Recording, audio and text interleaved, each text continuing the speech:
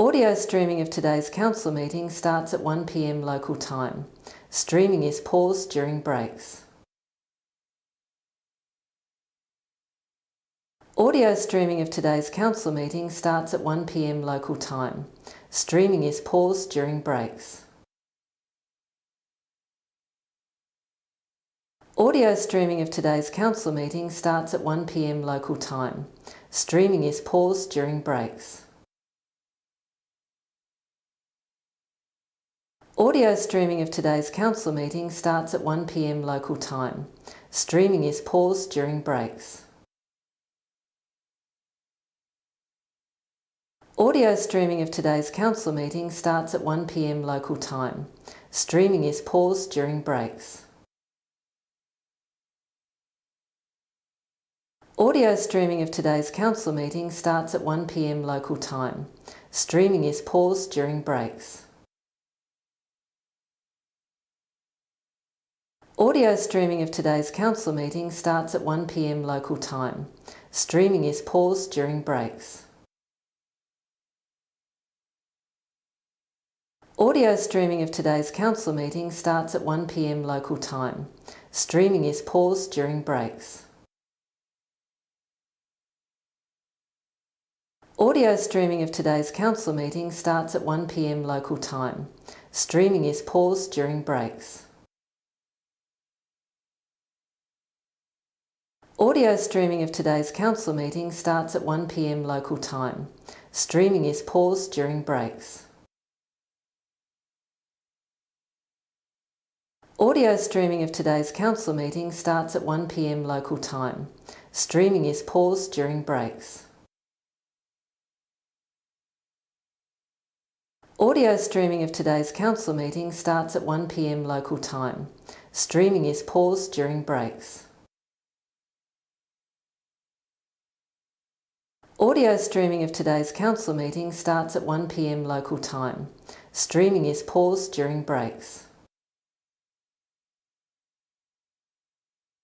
Audio streaming of today's council meeting starts at 1 p.m. local time. Streaming is paused during breaks. Audio streaming of today's council meeting starts at 1 p.m. local time. Streaming is paused during breaks.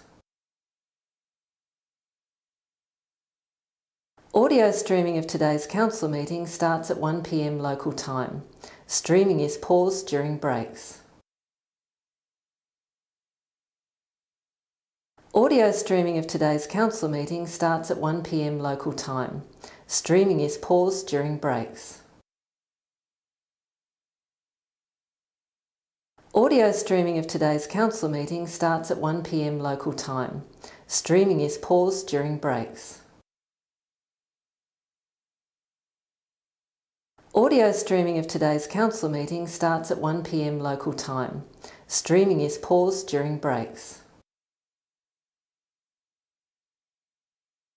Audio streaming of today's council meeting starts at 1 p.m. local time. Streaming is paused during breaks. Audio streaming of today's council meeting starts at 1 p.m. local time. Streaming is paused during breaks. Audio streaming of today's council meeting starts at 1 p.m. local time. Streaming is paused during breaks. Audio streaming of today's council meeting starts at 1 p.m. local time. Streaming is paused during breaks. Audio streaming of today's council meeting starts at 1 p.m. local time. Streaming is paused during breaks. Audio streaming of today's council meeting starts at 1 p.m. local time. Streaming is paused during breaks.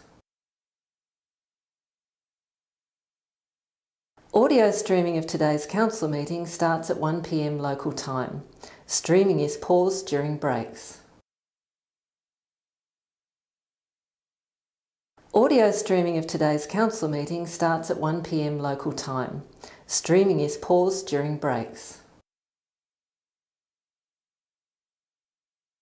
Audio streaming of today's council meeting starts at 1 p.m. local time. Streaming is paused during breaks.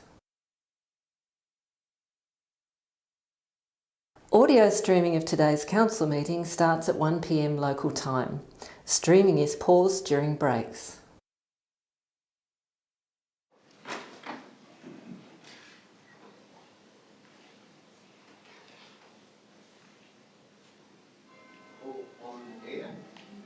Good afternoon everyone, and welcome to our final council meeting of the year. A particular warm welcome to those members of the public who are joining us in the council chambers, and also those of you who are listening online. Please be seated. In opening the meeting at 1 o'clock, we have apologies from Councillor Cox and Councillor Dawkins, and an apology for the Mayor, Councillor Albert Van Zetten, who is expecting to join us throughout the meeting. Also in opening the meeting, I'd like to acknowledge Dan Ryan, the General Manager of Community and Place, and we congratulate Dan on his appointment, and we look forward to his contribution working across the organisation. Welcome, Dan. We also note that the CEO has withdrawn item 16.3 on the agenda. Item 3, declarations of interest. Are there any declarations from councillors? There being none, we'll move to item 4, confirmation of minutes. Someone to move the minutes. Thank you, Councillor Spencer. A seconder, Councillor Daking. Councillor Spencer, do you wish to speak to the motion? Councillor Daking. Any councillor wish to speak to confirmation of the minutes? Okay, we'll take the vote. All those in favour? That is all councillors present, and the motion is carried. We move to item 7, community reports, and we welcome Mr. Ben Hughes, the co-founder of the Men's Table, to share with us the great work of the Men's Table and its newly found presence in Launceston. Welcome. Thank you very much. Thank you for this opportunity. I'm the co-founder of this charity, the Men's Table. First started in June 2011 in Sydney. In 2019, we decided to make it into a registered charity and get more men into community. We form communities of men where you have 12 men who meet at the same place at the same time on the same day of the month and talk about the highs and lows of their lives. We've been commissioned twice by the National Mental Health Commission. Our model of care is here, and our second piece has just been received by them. Here are some of the findings. Men, before they go to a table from our survey, I deal with it myself, my issues, 76%. Now I'm at a table, 24%. I bottle up and find hard to let it out, 48%. Now I'm at a table, 8%. Part of the reason I'm here in Launceston is I followed my very dear friend David Peach down here, who died, as you might, passed away about a month ago. I sat with him at the same table for 9 years. I met with him. I knew this man intimately, and I'm on a mission to get one man a day off the couch. We now have 4 tables in Launceston, which I've achieved in 4 months. And I also organised a walk for men on World Mental Health Day, where we got between 90 and 100 men walking around Heritage Forest. I've just received some money from a Greater Regional City Council challenge, about $4,000 to do some more men's work here. We're waiting on funding from the PHN and the Suicide Prevention Trial site here to set up some tables in Ravenswood, Mowbray and Invermay, and hopefully we'll get that. So we are growing, we're a community. My mission in life is to make Launceston a great place for men. I need a slightly better tagline than that, but I'll work on that. I'll get some spin from a marketing person. But we'd like the council support. In light of David's passing, we've set up the David Peach Fund. We have over $30,000 in that fund right now, and that will be purely used to set up men's tables and do men's work in this region. Have I got a bit more time? That's wonderful. Squeeze it in there. All right, thank you very much. Well, I hope we can count on the council for your support in making this a great place for men. Ben, we congratulate you on your work, and we know that the walk was very successful, and you would have seen, no doubt, the outpouring from our community with regard to David's passing, and I think this work will continue to ensure that his spirit and legacy to Launceston lives on. So thank you. Yeah, very quickly, I'm in talks with the Chamber to actually set up a permanent table somewhere in Launceston where men can actually go and sit and talk. So, Great. Thank you. Thank you so much. We move to item 8, public question time, noting that 8.1.1 through to 8.1.3 are noted. The opportunity exists now for any member of the public to ask any questions without notice. Are there any questions from the public? Mr Deputy Mayor, Robin Smith on behalf of Coffee Republic. I'd like to follow up on a question, and an answer was given from the 18th of November in the council minutes. The question was asking the demand for the traffic route proposed turning one-way streets into two-way streets, essentially from where we are now, south down Charles Street. The figures given were from a report. That report was not based on the current proposal that City Heart have, and indeed the question I was asking, was based on a proposal of converting streets to achieve those numbers of Patterson Street from Charles to George being two-way, and then Patterson Street from George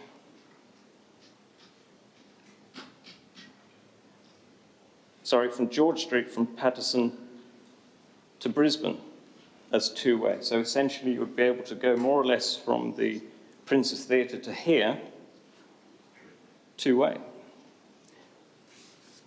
Would it be possible for Council to look at those numbers again? Because clearly I understand that proposal for George Street and the bottom end of Patterson Street are not proposed to be turned into two-way, which would give different figures from then this point south. Is that clear? We'll take that on notice.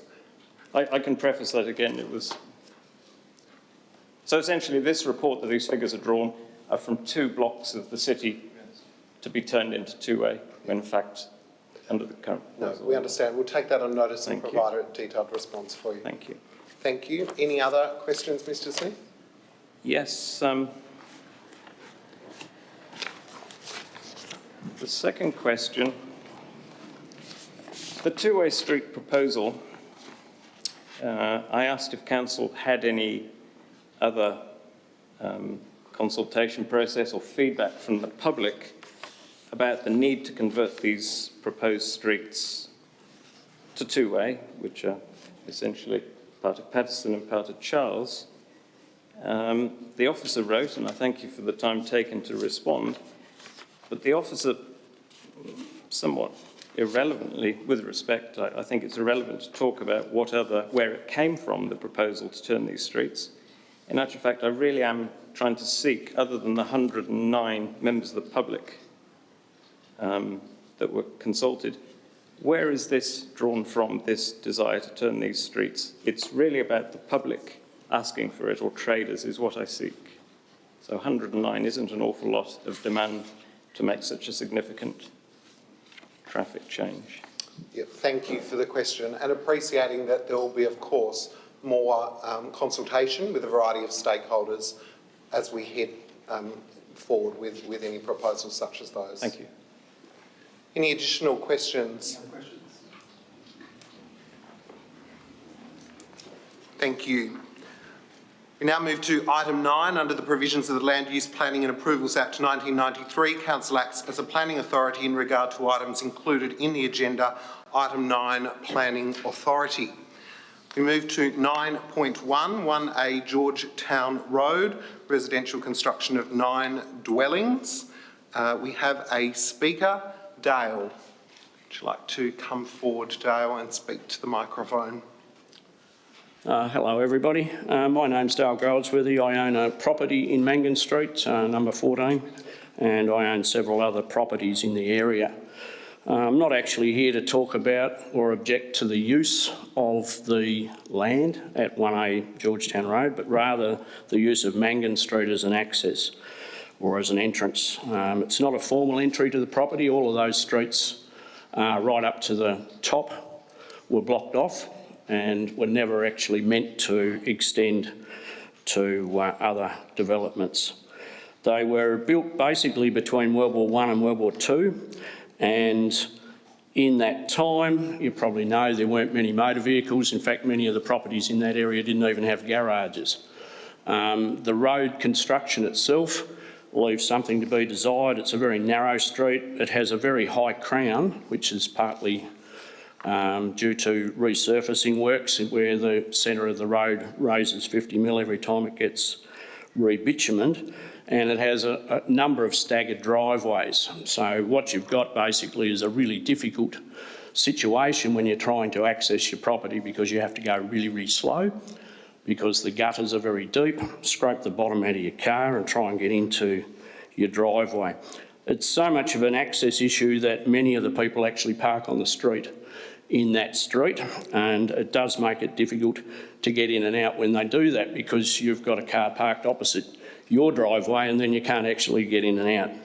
So basically, poor visibility would lead to probably accidents and those sorts of things in that area, particularly if we increase the amount of traffic.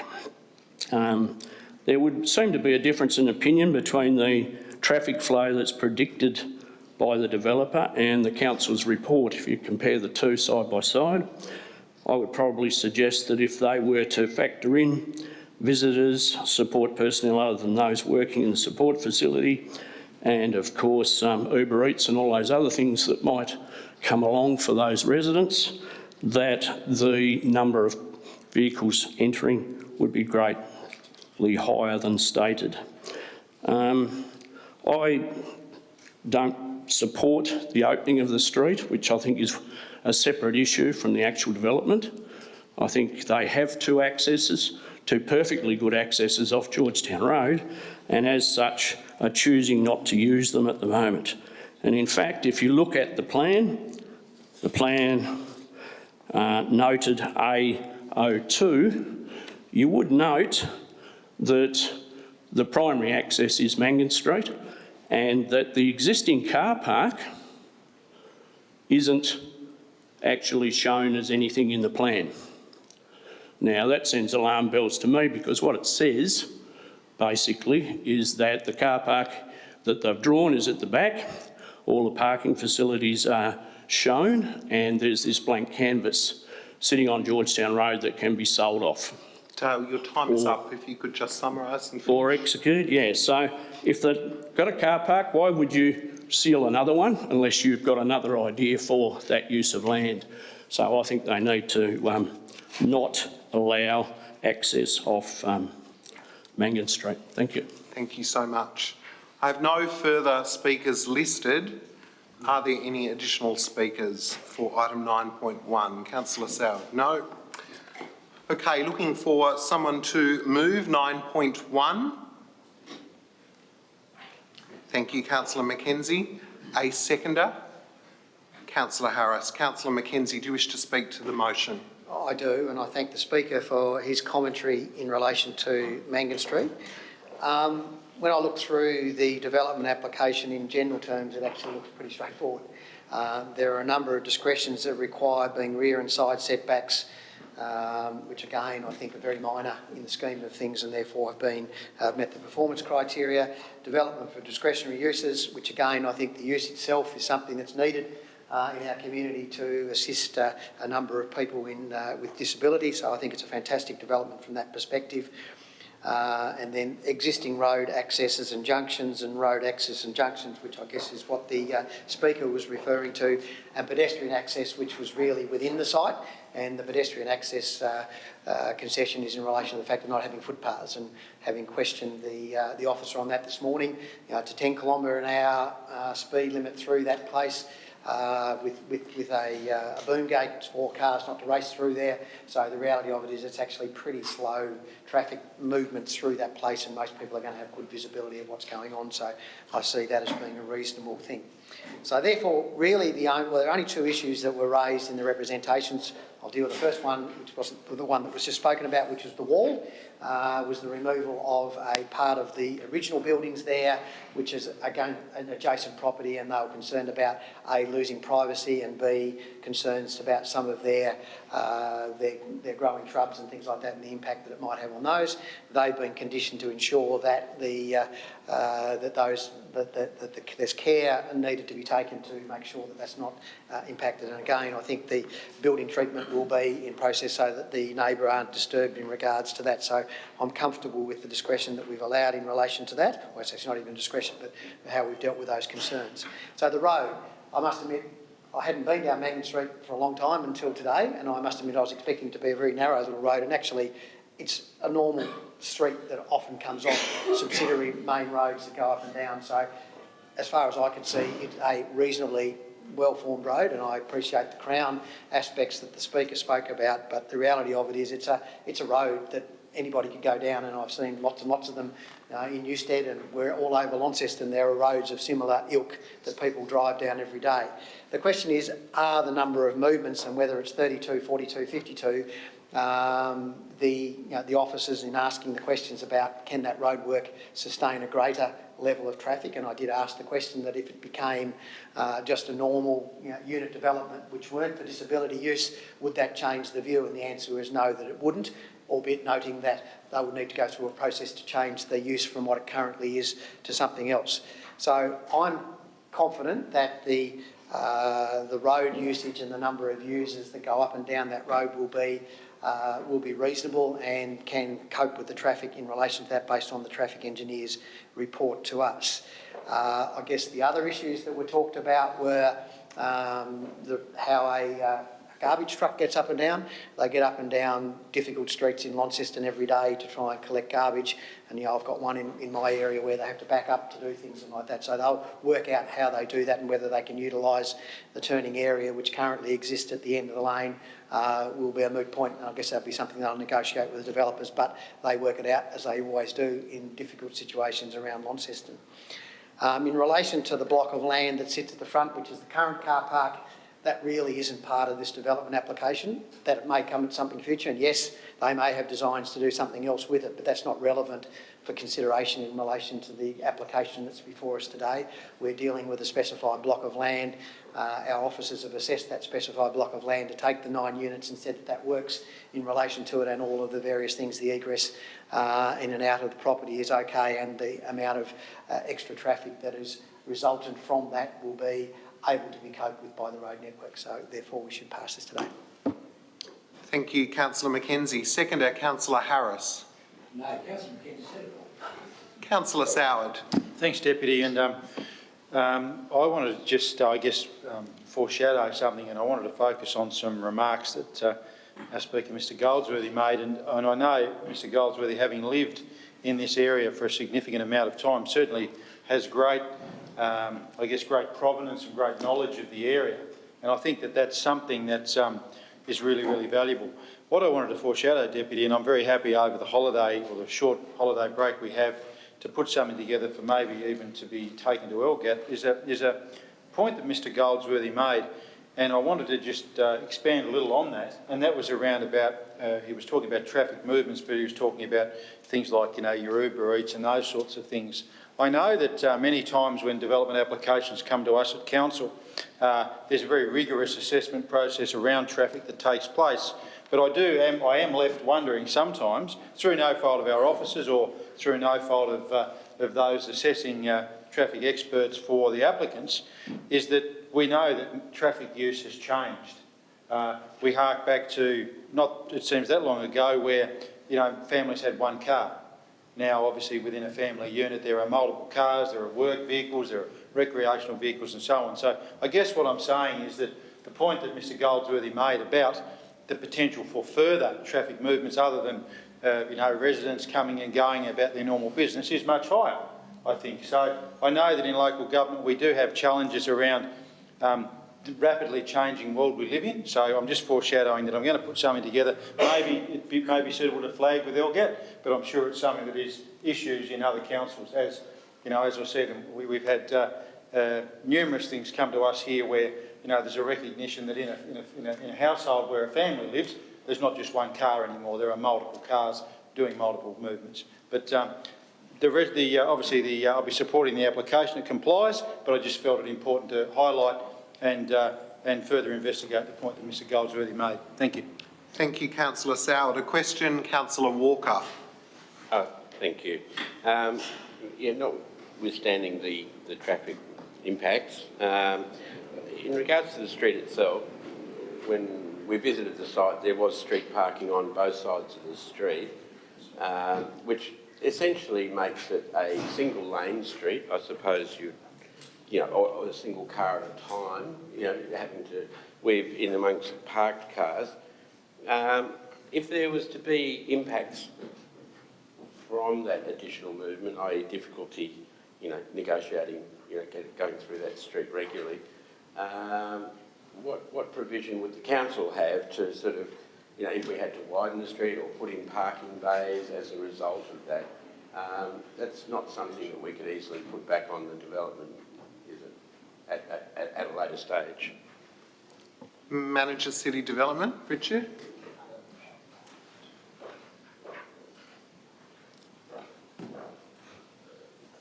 I mean, it's very difficult to work on such a broad hypothetical. I mean, there are many streets where if parking is there, cars have to slow to let each other pass. So it's hard to see a situation where significant works would need to be done, although there is the possibility that some parking bays and other things could be identified. CEO. I might just clarify and further to say that obviously the professional officers have formed the view that the street is acceptable for the proposal. So at this point there isn't any professional support for additional controls, or be it parking bays or otherwise in the street. So just to clarify that's the current position. So. You'll speak, Councillor Walker. Thank you, Acting Chair. It would appear as though the current zoning is appropriate for this development. It would appear as though the access rights are already there. It's not something new that's been granted in this process. Yeah, I do have some concern. It's a quite dead-end street, you might call it, at the moment, practically, and that you would imagine the traffic movements would be low. That would appear to change if this is approved today. There will be more regular movements, perhaps it doubles in the street. I do think the street can probably, cope with that just fine, and, I accept that recommendation from our planning department. But that change for people that live in the street, may be something that becomes slightly more difficult, having to negotiate, additional traffic in that street. So I can understand the concern, but I think the use is appropriate. Of course, if someone was applying for a different type of use, it would make this decision a lot more difficult, a lot more challenging for the residents, but I don't think in the scheme of things that this will be a major impost. Thank you. Thank you, Councillor Walker. Are there any other contributions? Councillor Mackenzie, do you wish to close? Yeah, just in closing, again, acknowledging the comments made by the Speaker, and I don't wish to decry anything he said there. I mean, my only comment would be that if somebody's brought an Uber Eats in, it probably means there's one less car movement going out of the building because they don't have to go and collect it themselves and bring it home. So that's the counterpoint to that. But the reality of it is this property has legal access from Mangan Street, and therefore it's really whether the development is appropriate or not. Thank you, Councillor Mackenzie. We'll put the motion. All those in favour? That is all councillors present. 9-0. The motion is carried. We move to 9.2, change of zoning from community purpose to urban mixed use at 10 to 16 Wellington Street, Launceston. I have no speakers listed. Councillor Soward, is that the case? As you see people all clear? Looking for someone to move the motion 9.2. Thank you. Councillor Harris, seconder. Councillor Mackenzie. Councillor Harris, do you wish to speak to the motion? I will briefly. This is just a change of zoning from its current education use, I think, or community use, to urban mixed use, which includes residential, it'll be inner city residential there, along with potentially even business as well. So this being the old TAFE building, I think it's got to change from what it is, because it's clearly not going to be used as community, as a TAFE building anymore. And the urban mixed use, I think, is a good change. We will, of course, have to wait for a development application to see what that might become, but it certainly does have good potential for inner city living apartments on such a large allotment, 5,400 odd square metres. And I did note that there was no interest from the Tas Heritage Council in this particular change. That may change, of course, once we get a development application, but this is just to change the zoning. Thank you. Thank you, Councillor Harris. Seconder, Councillor Mackenzie. Just briefly, and I note that urban mixed use zone, and there's a couple of options that are quoted in there by using it for residential and hotel aspects of it, but just noting that that's not what this zone is limited to. It can be office buildings and a number of other things. These are just things, I think, put by the proponent that he might use them for. So there are a number of other uses that under the urban mixed zone he can use it for. But as Councillor Harris said, quite rightly, we'll wait and see what the development application looks like, and we'll determine it based on that zone. Thank you, Councillor Mackenzie. A question, Councillor Walker. Yes, thank you, Acting Mayor, Acting Chair. A few questions. First of all, can somebody explain to me what happens after if this change is successful today? What is the process for public consultation to this change in use for the planning scheme? Town Planner Ian. Thank you for the question. What we're doing today is initiating a scheme amendment. So it's the first step in the process. From here, it will then go, if initiated today, it will go onto public advertising for 28 days. So then that will give the public a chance to have their say. It will then come back to council with another report known as a Section 39 report, which deals with any representations. Then once that's endorsed, it then goes to the Tasmanian Planning Commission. From there, they can hold hearings if they choose to, and they ultimately will make the decision. And just while you're there, so in terms of us making a decision today, is that part of a timeline that would normally be associated with a development application? Is there a need to meet a certain deadline? Yeah, so it's 42 days. From when? When would that 42 days expire? Oh, it would be before the end of the year. Okay, thank you. Another question, Councillor Walker? A couple of questions. Obviously, it's currently a community use designation, which of course was previously the TAFE College, something that's been there for 70 or 80 years or so. Where is the opportunity, apart from that community consultation within council, to have that discussion about keeping it as community use, considering, of course, in the application there's a lot of justification for changing its use to urban mixed use, to allow more types of development to be possible there. But nowhere do we have a discussion about keeping its use, considering it's in an educational precinct, it's in a public area, it's next to a public museum. Where is the opportunity to have that justification within a discussion about changing a particular zone use? CEO. Thanks, Mr Mayor. Deputy Mayor. Less today. So effectively we've got an application from the owner of the site. We're required, as the Town Planner has indicated, to consider that within 42 days, which we're doing. So the forum that you're provided with today is for the Council to determine whether it supports the zoning sufficient to initiate it to go through the process. So really, that's, in answer to your question, that's what the debate is right now. Thank you, CO. And just finally, one more question. I note in some of the application material that TAFE is listed as the owner of the property. Is this change in zoning dependent, is the change of ownership, my apologies, going to be dependent upon the change of zoning for the property? Town Planner Ian. The short answer to that is no. So I guess we can only assess an application as it comes in, and if the current owner is a TAFE, then the current owner is a TAFE, and we wouldn't have any dealings with anything they're discussing. Thank you. Any further questions?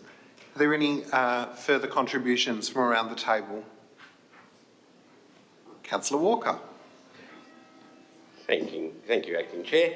As you might consider from my line of questioning, I have some issues in regards to this.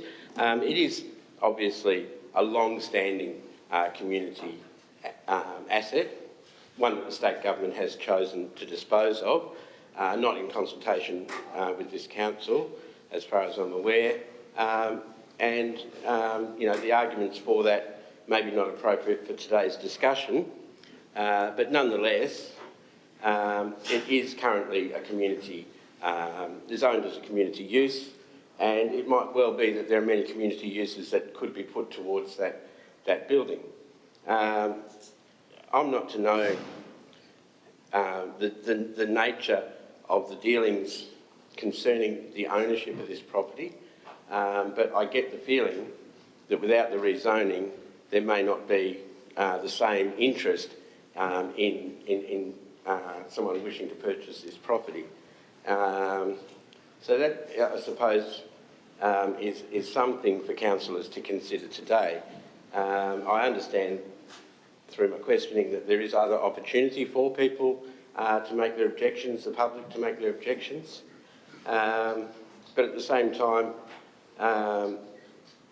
that isn't always going to have the same weight as a council who have already predetermined that they are in support of this zone change. If, as a council, we were to at least sit back and look at other potential community options for this site, for which there must be many, it might be that council could involve itself in that process somewhat.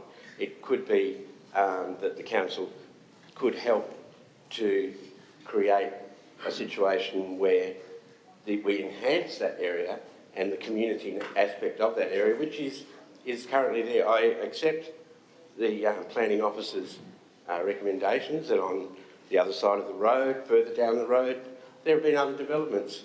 There's other mixed uses. But that doesn't mean in that corner, next to a public park and a public museum and a matriculation college, that mixed-use zone has to creep into that area. I find that problematic.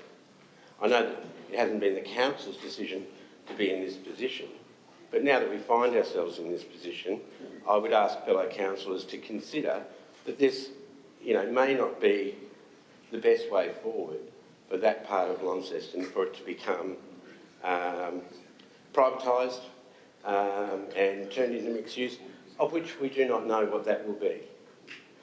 This site has very limited access in terms of vehicular access. I know that there is small access off Wellington Street, extremely busy street, a small access off Patterson Street, extremely busy street. The access at the back of the property is not part of the property. So we're not to know what that mixed use will be. We're being asked to decide to make it a mixed use property without knowing what that mixed use will be. That's problematic. It may well work out fantastically well. I see the arguments that are presented about creating more housing options in Launceston. Of course, we all agree that's a wonderful thing. Should that be at the expense of community space? I don't think so. So, having said all that, it's this type of decision is not based on a set of planning rules. It's not something that you'll decide based on rules that govern what is and isn't appropriate. It's something that you have to make a judgment on. And I would just ask you to consider that there is the possibility that we can justify keeping this as a community asset, or in doing so, create an opportunity for a greater community venture, as it has been for the last 80 years, as a public institution. Thank you. Thanks, Councillor Walker. A question from Councillor Spencer. Thanks, Deputy. Just noticed it's on the heritage listing. That means it can't be bulldozed or modified too much. Town Planner Ian. Yeah, that's correct. It's on the State Heritage Register, so any modifications would need to be referred to them, and that would generally trigger a discretionary application. Right, thank you. Question, Councillor Harris. Yeah, just a question whether the site had been considered by the city for a potential expansion of the museum, which is located next door, and what was the result of that investigation, if there was one? CEO. Thanks, Deputy Mayor. Yeah, there was an extensive investigation. It must have been prior to you being on council. So the culmination or the result of that was that it wasn't appropriate for a consolidation of the two QV-Mag sites, which is what the investigation was at the time. So and that was communicated to the owners at the time. So. Any further speakers? Councillor Harris, do you wish to close? Yes, I will. Thank you. Thank you for that comment, CEO. I thought that was the case, but rather than use my own memory, I thought I'd use yours. Because logically, to follow through Councillor Walker's suggestion, if you were going to keep it as community space, then expanding the museum into that and perhaps potentially shutting down the Inverest site was one option that was clearly investigated at length and discarded. It was, in fact, the site of the original baths, I believe, after the one in the river didn't work out so well in the 1800s, after the sewage pond, the sewage sort of just fed straight into it, before it became the TAFE building. So it has had a long community history, but to me, nothing stays the same forever, and the opportunity for that particular site as a community building does seem to be rather limited, and so I'm happy to support the change to mixed use, to urban mixed use, and see what life can be brought to that part of the city, because as Councillor Walker said, it is on the edge of Royal Park, it is on the edge of the CBD and a busy thoroughfare, and so it'll be interesting to see with the development application what they come up with, and at that point we can then perhaps choose to see where we go. But of course it's got to go through all the planning commission process first, so there will be plenty of opportunity for the public to have their say on whether, in fact, what we are suggesting we're here to rezone it from community to urban mixed use will in fact be carried forward. Thank you. Thank you, Councillor Harris. We'll put the motion. All those in favour? Those against? 1 against. Motion is carried 8-1. Councillor Walker voting against. At 1:38, we welcome the Mayor to the meeting, and I hand the meeting over to him.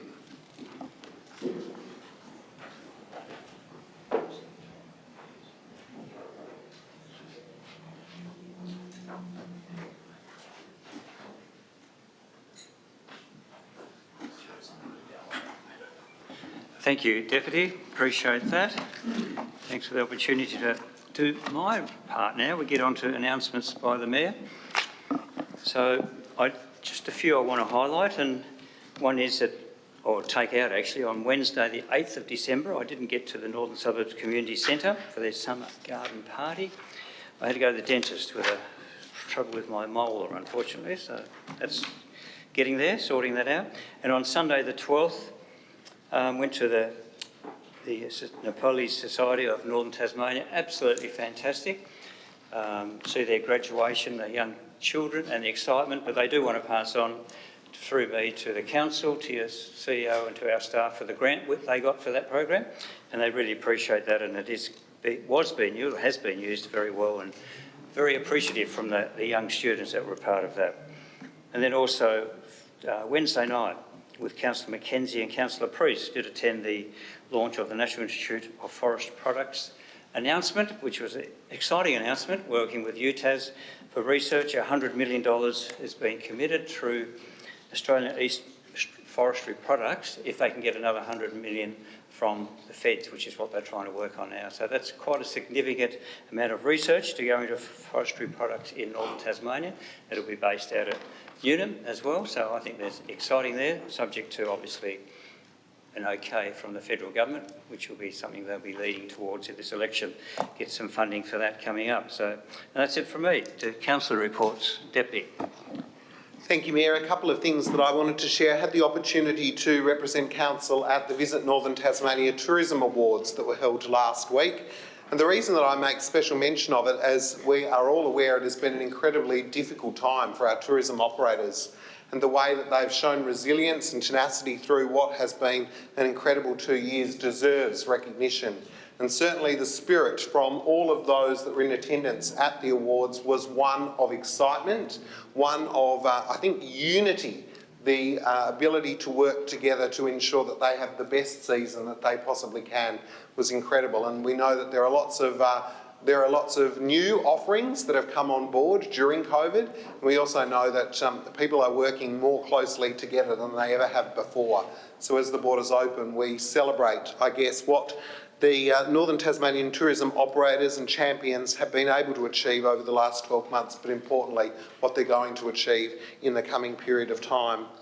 I was lucky enough to be able to attend the Northern Suburbs Summer Garden Party last Wednesday, and I want to reference, through you, Mayor, to the Chair of the Northern Suburbs, Councillor Mackenzie, what an incredible display of community capacity the Northern Suburbs program was able to harness. The opportunity to see people with disabilities, the opportunity to see people from different ethnicities, the opportunity to see people from different schools, all working together to share this, I guess, amazing joy that they had in preparing as a team was absolutely wonderful, and we congratulate all of the team at the Northern Suburbs Centre on multiple sites in what they've been able to achieve this year, because it was absolutely first rate.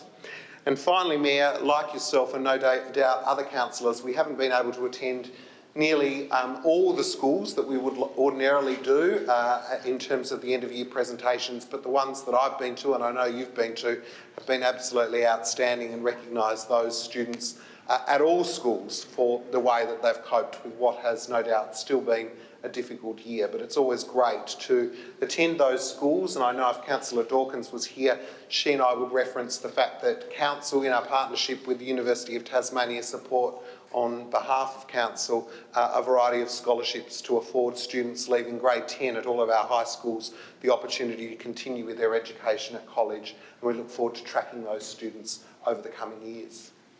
Thank you, Deputy. Any other council reports? Councillor Mackenzie. Thanks, Chair. I'd also like to comment on the nifty launch last night, which is the amalgamation of Australian Forest Products Association and the University of Tas for a huge innovation centre in forestry products here in northern Tasmania. There are 3 smaller nifties around the country, but this is the big enchilada in regards to sort of funding to assist forest, look at decarbonisation, reforestation, but it goes further than that, and I know Councillor Priest and I were talking about this morning, actually using timber for food, stuff, and you're thinking timber for food, but when you get back to it, it's just cells. So the innovative qualities of what timber have, and being able to say that Tasmania is probably the timber centre of Australia, and there are a few others that argue that they are, I think is fantastic. And if they get this innovation up, I think it'll be something absolutely fantastic for northern Tasmania. And it's all about 2050 or 2030 trying to sort of decarbonise the country, and they believe that the forest industries have a place to play in that. So that was a fantastic thing. The other thing we went to yesterday, and the Mayor was with me as well, was at the Adventure Play Awards out at the Northern Suburbs, not the community centre, but at the shed at Rochalee. It was fantastic to see 50 or 60 young people who have been in this adventure play period around, and what this is, where young people who show lack of confidence, self-esteem, fitness, They go out there and they challenge themselves. They swing through the trees at Hollybank. They do things that they wouldn't get an opportunity to do. And we've got a great group of people who actually take them out, and the confidence that was oozing out of that group of young people yesterday was just amazing.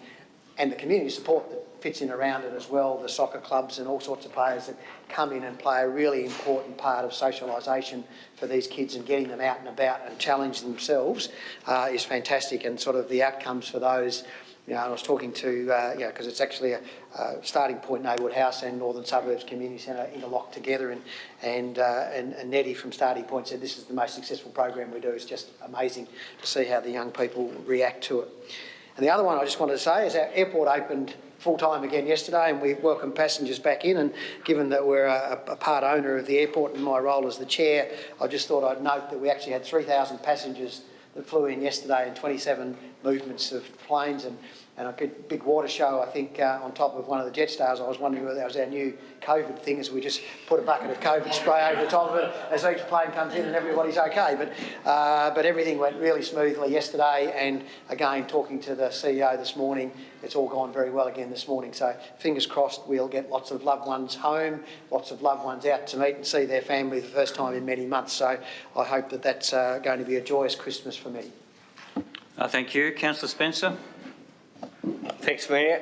I was fortunate enough to go to Government House yesterday, and for the 40th anniversary of the sister with Fujian in China for Tasmania. I actually met the Governor, and she's really looking forward to visiting on Launceston in February. Also met the Australian-China Business Council CEO, Dennis Zhang. Spoke to him, he's very impressed. Also spoke to the former Premier, Doug Lowe. And I actually met Doug Lowe over 40 years ago at Prince's Wharf when we were doing tugboats. And met Mick Dalter, a councillor from Hobart, who I spent an hour talking to and eating crayfish and prawns. Really enjoyed it. Thank you very much. Well, thank you for representing us, and I'm sure you did a fantastic job in enjoying all the great food, delicacies. Thank you. Any other councillor reports? No? Questions from councillors? The ones on notice are there. Any questions without notice? No? So we go on to Tender Review Committee, 13.1. Councillor Mackenzie moved. Second to Councillor Spencer. Just to speak to it, Councillor Mackenzie. I think it's all explanatory. Councillor Spencer. Okay. Any other councillor wish to comment? I'll put the motion. Those in favour, raise your hand, and that is all councillors present. That is carried. 13.2, Cataract Gorge Advisory Committee. Move Councillor Walker. Second to Councillor Harris. Just to speak to it, Councillor Walker. Briefly, thank you, Mayor. It was of interest to have a presentation by the Duck Ridge Historical Group, who are continuing to persevere with finding a way forward to potentially, refit the Duck Ridge Power Station, and to have it as a more of a working model, as a destination, as a tourist destination, as well as a historical sort of asset to the city. And also to, as you'll note in the report, that there was a briefing which councillors have also had at workshop from Paddle Tasmania, who are keen to see if they can advance the cause of having additional water flows from the Trevelyan Dam to the gorge, to the Cataract Gorge, something that they truly believe would put Launceston not just on a national but on an international map in terms of a facility, a natural facility that's located so closely to a major CBD area. The issues, and I have to say, the Cataract Gorge is just looking fantastic at the moment. The workers are doing a wonderful job up there. A lot of people up there on these hot days, people using the pool, even though the pool's not actually officially open yet, even though the big sign up there says the pool's closed. It is opening, I do believe, today, I'm told. So that's been somewhat delayed through the process of minor flooding up there, but it's good to know that we've got to a point where it's safe and secure to swim there. But yeah, it's certainly just looking fantastic at the moment. Everything looking so green and I suppose just in time for tourists to arrive and to enjoy it as well as locals. So in regards to that, certainly council officers are doing a lot of work in regards to weed management in the area and to identifying the problems that are potentially as well as existing. And that is an ongoing discussion and ongoing actions. As you can imagine, not always easy to deal with no matter where you are in Tasmania, weed infestation. But I just would like to thank council officers for the work that they are putting in to that area, because it's something that, of course, you have to take proactive action. The rest of us don't always realise the work that has gone in, or that indeed what we're looking at is a weed or not a weed, but that people are putting the time and effort in to doing that. I know we've removed most of the willows from the gorge in years gone by. That's made an amazing difference to the whole, the vista and the appearance of the gorge. So yeah, long may that continue, I suppose. We're doing a great job looking after the place. Thank you. Question, Deputy Mayor?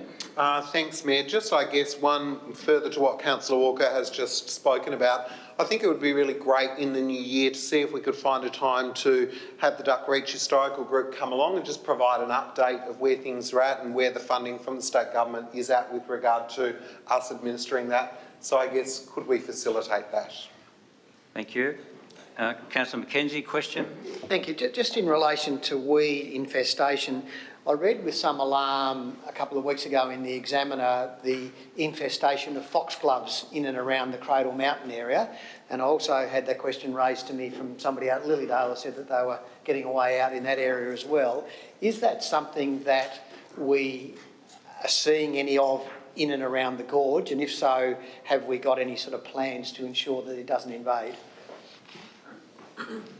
See, who would you take it? We'll take that on notice. Take it on notice. Thank you. Something I thought. Councillor Harris, do you wish to speak to the item?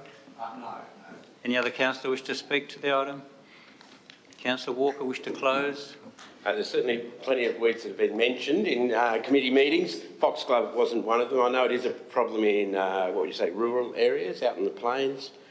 Spreads very easily, very quickly. But I haven't, it's certainly a lot of weeds in the gorge. Of course, things like, willow and blackberry that we'd all understand, but quite often they can be small, innocuous little weeds that, you or I might think are native plants, but they're actually spreading in amongst the natives. Arum lily, periwinkle, Spanish heath, things that, probably mean very little to you and I, but certainly the foxglove stands out, and hopefully they'd see that one if it's up there. Thank you. I'll put the motion. Those in favour, please raise your hand. And that is all councillors present. That is carried. 13.3, moved Deputy, seconded Councillor Mackenzie. Thank you. Deputy, you wish to speak to it? Just briefly, thank you, Mayor. Most of it is listed there. It's 1 year since the adoption of our inaugural cultural strategy, appropriately our second meeting held on the 1st of December. High level of enthusiasm, much engagement, but more importantly, some great rigour with regard to what was achieved at the meeting. We look forward to that continuing in copious amounts. I think it's also important to note, and you see in the final paragraph that's listed, that we had nominations, Councillor Harris and others, for members of the Public Art Advisory Committee. So you can see the interconnection between the Cultural Advisory Committee and indeed what will become the Public Art Advisory Panel in order to assess some of these very early public art proposals. Very confident in the community members who have been appointed to that, in Helene Boyer, a former educator and arts artist, Denise Robinson and Dr Malcolm Bywaters, who will not only put forward their own perspectives with regard to public art, but importantly help refine our process and our policy, and we really look forward to that. I believe that on Tuesday a very positive meeting was held to progress that. This will be something I think that will be really important in the new year as we see people put forward applications for public art proposals. So it was a good meeting. There's still lots to be achieved. I want to be able to report on many more things after these meetings into the future, but all good things take time, and the nucleus and the beginning is there for something great. Thank you for that. Councillor Mackenzie, do you wish to speak? Any other councillor wish to speak to 13.3? I'll put the motion then. Those in favour? That is all councillors present. That is carried. 14.1, the workshops reports. Deputy Mayor moved. Seconded Councillor Harris. Wish to speak to it, Deputy? Councillor Harris? Any other councillor wish to speak, comment? No? Well, I'll put the motion. Those in favour, please raise your hand. And that is all councillors present. That is carried. Then we go on to 16.1. We have a speaker that I have here for 16.1, Susan Springer.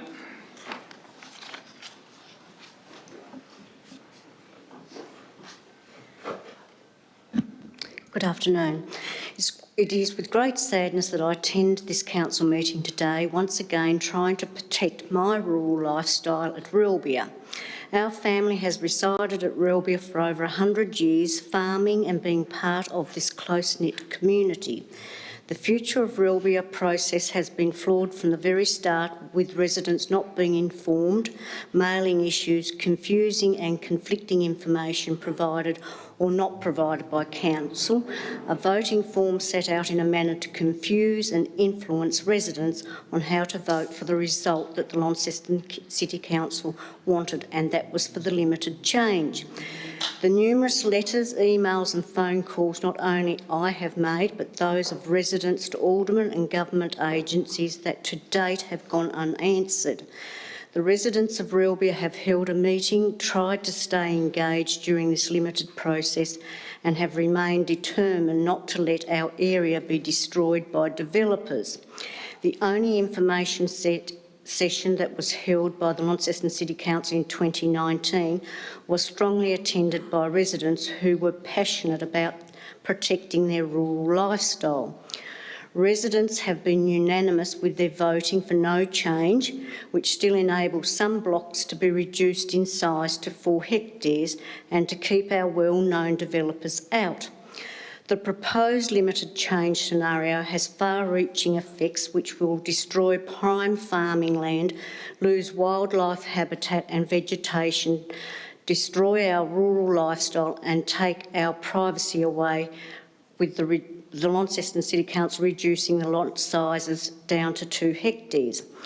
Residents choose to live at Rilbia. Tourists, cyclists and walkers use this area, but developers simply will make their money, then disappear and leave a mess and forever change this beautiful rural area. The letter sent out by the Launceston City Council on the 23rd of November has not been received by all residents, and even notifications as promised by the Launceston City Council in regard to this meeting. I believe the number of homes will be far greater than what council suggests, and with no infrastructure, shortage of water supply and no sewerage system, the narrow country road is already struggling to cope with the proposal. Dead wildlife collected daily by the council, yet the road verges is never maintained. The intersection at Hobart... Your time is up, so you need to... Okay. Thank you. We need to have a louder bell. Any other speakers? That's all I have here. Anyone else wish to speak? No. Thank you. So item 16.1, Rilbia feasibility study. Move Councillor Harris, second to Councillor Mackenzie. Wish to speak to a Councillor Harris?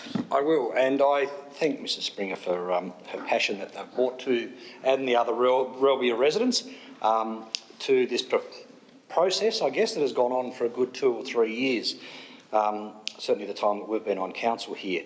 The report that we have from our consultants has suggested that a limited change scenario really is the, I guess, the logical solution and that is it provides the ability to have some smaller lots created near the entrance to what is the Relvia area.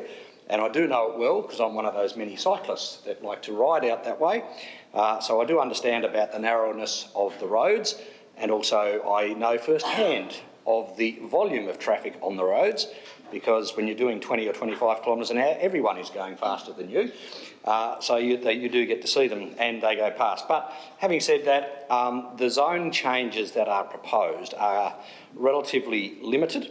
They are limited to the, and I'll start at the western end, just off Hobart Road, where they are proposing that in the areas W1, 2, 3, 4 and 5, that they will become a change from the current 4 hectare lots down to 2 hectares. When people say 2 hectares, they perhaps might struggle to understand how big that is. It is 20,000 square metres, which means if you were putting a 600 square metre block, which in today's language is quite a big block, you'd be able to put at least 30 of them in there with an access road. And we're making that for one property. So when you sit and think about that, I used to have 4,000 square metres at my house at Carrick, and when I mowed that lawn, I can tell you it wasn't something I wanted to do 5 times over had I had 20,000 square metres. It used to take a good couple of hours on the ride-on at best. So these, in fact, will become lifestyle properties for people. People will not put them under lawn. People will have their pets, their goats, their alpacas, their horses, whatever. They might even grow grapes, they might grow olives. So they will add to the existence that's there. But it will be a change. It will be a change to those people who drive past that area and currently see open paddocks with some sheep or some cattle in them. But with the current zoning of 4 hectare lots, if that is in fact where it sits, the owners of those properties can still develop, and the houses will simply be only half as dense. There will be a larger area around each house. And to me, that actually only opens up for the potential for Relvia to have subdivision in the future, because a 4 hectare lot, which would be 40,000 square metres, would be a lot more attractive to a developer in 10 or 20 years' time to try to develop into whatever the residential blocks have become by that stage, as against the smaller lots. So I do think this will actually help protect the rural nature of the Relvia area. And it is much the same on the central precinct. The central precinct has a number of areas, but there is only one change suggested, and that is the area around Redwood Crescent, which was a subdivision of Poplar Parade. And whilst it technically sits in Relvia, because if you look on Google Earth, there's a nice straight fence line and it's over in the Relvia side, the residents there feel very much they're part of Youngtown. They are part of a residential subdivision where mostly they're 600 and 800 square metre blocks, and so a very sensible amendment to reduce the minimum block size from the current 4 hectares down to 1 hectare in that area alone, which is accessed off Poplar Parade, is simply good land use policies. There will still be a minimum of 50 metre separation between any buildings when you do the subdivision, but it will allow those people, and it will take time for those people who wish to subdivide their land, and not all of the land is suitable because, again, it's quite steep. And again, having ridden down Redwood Crescent once, I don't want to have to ride back up there again because it's quite steep. And some of the land simply isn't so suitable for having lots of small lots. It's certainly not flat land. So to me, another sensible change recommended in the report. And finally, the East Precinct. So this is the area of land that you would access from perhaps Penquite Road or Possum Road, and you end up onto Glenwood Road. And again, there's a number of small changes where E6 and E7 are changing from the current 4 hectare minimums down to 2 hectare minimums. That's basically along the Glenwood Road. And they're also rezoning some land that is currently rural resource, I think, down to rural living at 4 hectare minimums, and they butt up against the current Richings estate. So again, they will have some neighbours where currently they have none, but again, I feel that this will help protect the urban sprawl, and Relvia will not actually be affected by an urbanisation that has, over the past years, affected many other parts. Excuse me, Councillor Harris, your time is up. Do you want an extension? If I can. You move Councillor Soward, second Councillor Spencer. All those in favour? You have an extension. Thank you. Thank you. I was reminiscing to one of the councillors that when I used to go and visit my auntie in Charlton Street in Norwood, it's now surrounded by houses. It was in fact a gravel road and hers was a paddock, a house in the middle of a paddock. And yet now you look at where the urban sprawl has taken us that way. With these changes, that will not happen in Relbia. Relbia will retain its rural outlook and its rural nature. There will be some increased urbanisation in that there will be some 2 hectare lifestyle blocks created, which ultimately will add cars to the road and all that. But I do feel the roads are capable of handling those. The roads particularly aren't dangerous. I'm sure we would love a cycling path along there, but we won't go there at this particular time. But I do think this is a very sensible start of where Relbia needs to go. And of course, this change, even if approved by us today, won't be implemented into the planning scheme until we do the change to the new planning scheme in 2022. And I believe it will be subject to a separate item even then, so it won't just be rolled up into the big change.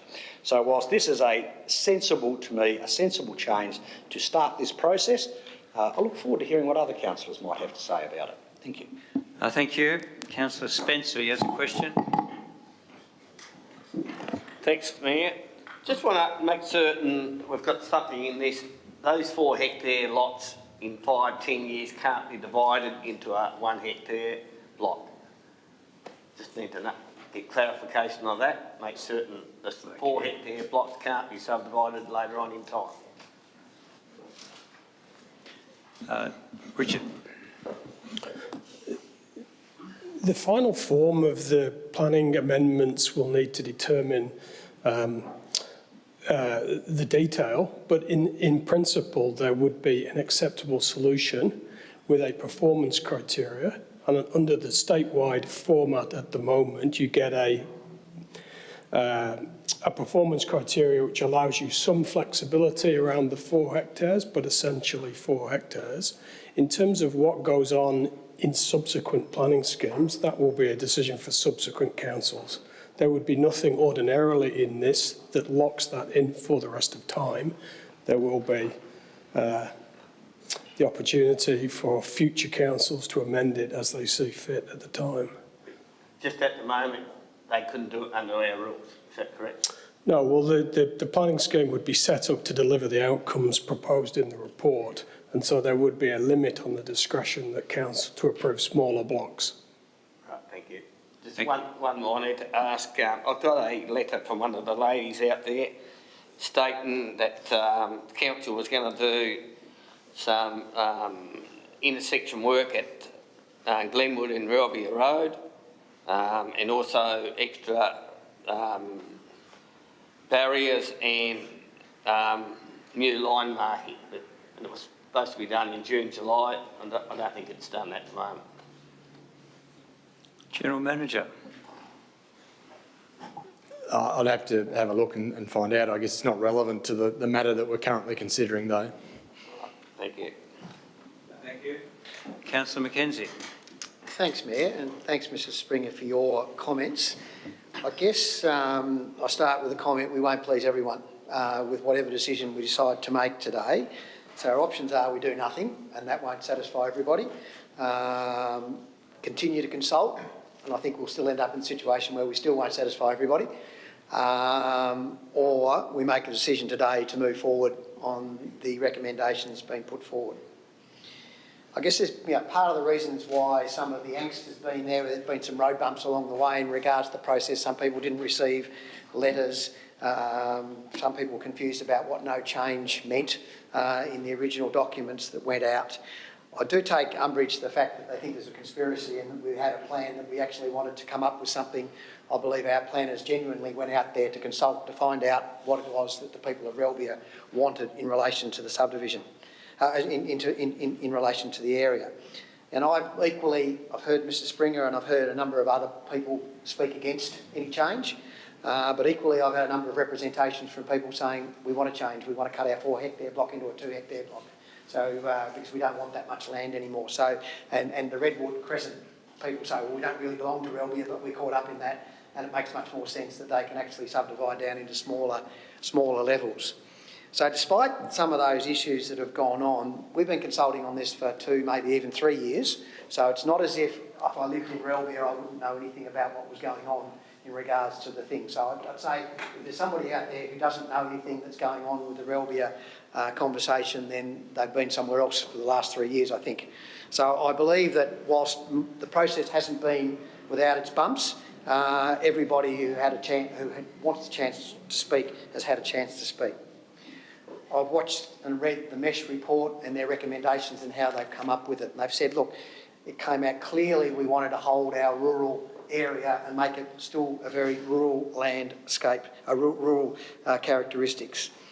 It was noted that the infrastructure with railway lines and various things going through the whole Relvia area make it constrained in some areas to do much more than what's already in there. So they've listened and they've taken that into account. But they did view that there were some opportunities to do some limited changes and change 4 hectares to 2 hectares in some instances and go to the 1 hectare lots in and around the Redwood Crescent area, and that's what they've recommended. So they brought that into account, taking into account all of the conversation, and as I say, you will not please everybody in the decisions that we might make today in relation to this. I believe these are sensible decisions. There are a number of other aspects that go into the report about design of buildings that are in there, spaces between buildings where you can build, so therefore giving good separation from houses in other lots so that effectively that rural feel still maintained. So there are a number of things in the detail of the report which are suggesting there are a number of characteristics that will go into the planning scheme to try and make sure that we protect that rurality of the Relvia area. So in my view, we need to move forward with this, noting, as Councillor Harris said, that this actually has another couple of iterations before it actually becomes promulgated. So as we go through, and there'll be some people who will be on one side of the fence and said, why can't I cut mine into 2 hectares, I'm just over there. And there'll be some that's saying, well, I don't like living over here, I don't want anyone cutting it up. So we're going to have, at the margin, some people who are going to say, I wish I was on that side of the fence as opposed to that side of the fence because of the changes that that we propose to enact. That will get dealt with, I believe, in the detail as the planning scheme comes into being in 2022. So we will, and the residents of Relvia will get another opportunity to sort of forensically analyse what we do and what goes into the planning scheme in another few months' time. So I feel that that's another opportunity for us to sort of fine-tune where we're going. But I think the general direction has been well talked about. I think some sensible parameters have been put around it by the consultants in coming back to us, and our people, and I know they've been back and forwards to the councillors and given us reports on Relvia 2 or 3 occasions. So in my view, they certainly haven't come and given me the view that this was the way we wanted it to turn out when we started on this process. They've genuinely gone out there and tried to listen to the community, try to bring the broad conversations that have been made, and many of them are coming from different directions, and tried to pull together some general themes, which is what MESH have done in their consultancy report and given back to our council. Our council officers have now interpreted that and put in a recommendation for us to go forward with the limited changes that are in the documents for us today. So I am of a mind to support the recommendations that are put forward on the basis that there is still an opportunity for people to fine-tune that later on. Thank you. I was just about to say your time's up, but you did very well. Councillor Soward. Thanks, Mr Mayor. I'd like to thank Mrs Springer for her words and also for all of those people who've contacted me. I'd also like to acknowledge the contributions from Councillor Harris and Councillor McKenzie for their very detailed presentation of the information and also their pragmatic remarks around this. Mr Mayor, I'm going to start my contribution by saying that perhaps in times past when people sat around this table, perhaps some people might have thought that being a politician was a way of becoming popular. That might have been part of that in times past. My suggestion would be if you want to be popular today, perhaps you should sell ice cream, because that way you do keep most people happy most of the time. With what's in front of us today, when this process started some time ago, no matter what position we came to, there would have been people who were unhappy. I think it's really important, Mr Mayor, that now this final recommendation is in front of us, that we do drill down into some of the things that have happened along the way. And firstly, I'd like to acknowledge our staff and the huge amount of work that has gone into what's in front of us today. Councillor McKenzie, in his remarks, said basically you could be living somewhere else if you're at Relby and you didn't know about this. There have been multiple opportunities for people to engage in various ways, and I want to thank, as I said, and acknowledge the hard work of our officers who, again, through this process, notwithstanding there was a fairly big COVID interruption in the middle, have worked considerably hard to bring us something that's reflective of all of that.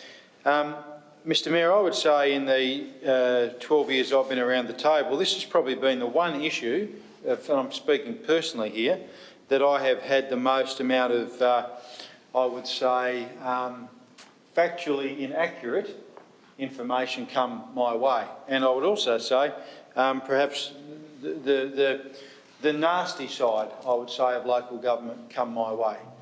I've been told, and Councillor Mackenzie touched on that, I've been involved, as we all have, with decisions that have been made that haven't been made, that things that have happened that haven't happened. I received a text message one Sunday, a remark about hoping I was enjoying lunch with a developer out at Relby, when indeed I was 200 kilometres away at the other end of the state.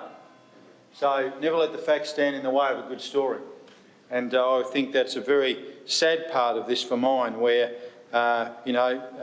fairly unfair remarks have been directed at staff and at councillors about decisions that have been made that actually haven't been made. And as Councillor Harris and Councillor Mackenzie have said, and I'm actually going to say it because there's an old saying, sometimes you've got to say something 5, 6, 7 times till people actually realise what's going on. This isn't a final decision. There are other processes that will follow this. So let's be really, really clear on that. There's some things in this, Mr Mayor, that do concern me, and I'll acknowledge that people live in a place like Relby for a reason, and it's spelled out very, very clearly in the document that's in front of us today. They value, that privacy. They value that peace and quiet. They value that space, and that's significant and it's important to them. And it actually says that, I think, on page 92 of our papers. They like the nature and the vegetation. They like the scenic character. They like the quiet country roads. But they also like the proximity of the CBD. So for them, that's important. So in that vein, Mr Mayor, any change to what's there is going to be significant. Any change is going to be significant because it's different to what's there now. And that's really, really important to know. And I was remarking to Mr Jamieson informally before, these are the same arguments that are mounted by people in inner city when, there's a vacant block next to them today and in 6 months' time it's going to have townhouses built on it or flats or whatever. It's different. It changes. So I think their thoughts and values are really important. I think Mrs Springer mentioned her family and their long time, over 100 years, I think she said, connection to the area. One of the things, Mr Mayor, when all of us in this room and those others who were not elected put our hands up to run for council, we talk about representing the community and we talk about representing their views. On page 92, the thing that probably caused me the most angst when I looked at the percentages relating to the different scenarios, overwhelmingly in this instance, the representations that were made for the no change scenario were 74%, and they significantly. Excuse me, Councillor Soward, your time's up. Do you need an extension? Yes, please. Move Councillor Mackenzie, second the Deputy Mayor. All those in favour? That's granted. Thank you. Thank you. Significantly outscored the other percentages there. So it bothers me a little that that voice in this instance that's overwhelmingly said what their preference is, that's not going to be the scenario that we're going to pursue. Now we could run some our own analysis on that and say, oh well, some people, that's the way some people will vote, or it might have been a small number or whatever. That's really beside the point. But I just wanted to highlight, Mr Mayor, that does cause me some angst. And following on from that, on page 93, the challenges that those people have highlighted, they talked about safety concerns and traffic congestion. They talked about the adverse impact on their lifestyle and the character, and there were also some remarks about not supportive of smaller lot sizes for a variety of reasons. Like Councillor Mackenzie, I've had people speak to me very strongly in support, and that's he's nailed the remarks that have come to me. People who've got something that they want to split in half. They don't want to create 100 blocks or anything silly like that. They just want to downsize the holding they have because maybe they want to, pass that on to a son or a daughter or a family member. So that's been some representations made to me. I'm just going to conclude my remarks, Mr Mayor, by saying that, again, one of the challenges that any council will have is this type of situation. And jokingly, we could do nothing and leave it to people in 20 years' time who are sitting around this table who have to face these challenges. But we've undertaken a significant body of work. People have had a significant opportunity to participate. It's been a little disappointing, as I said, that at times factual information has not been properly represented. And that creates angst where people don't have facts, they become scared. We know that in a whole variety of issues. But for mine, Mr Mayor, I'm really looking forward to other contributions from councillors. There are things that do concern me about this because, as I said, people live in this area for a reason. Any change will be significant for them.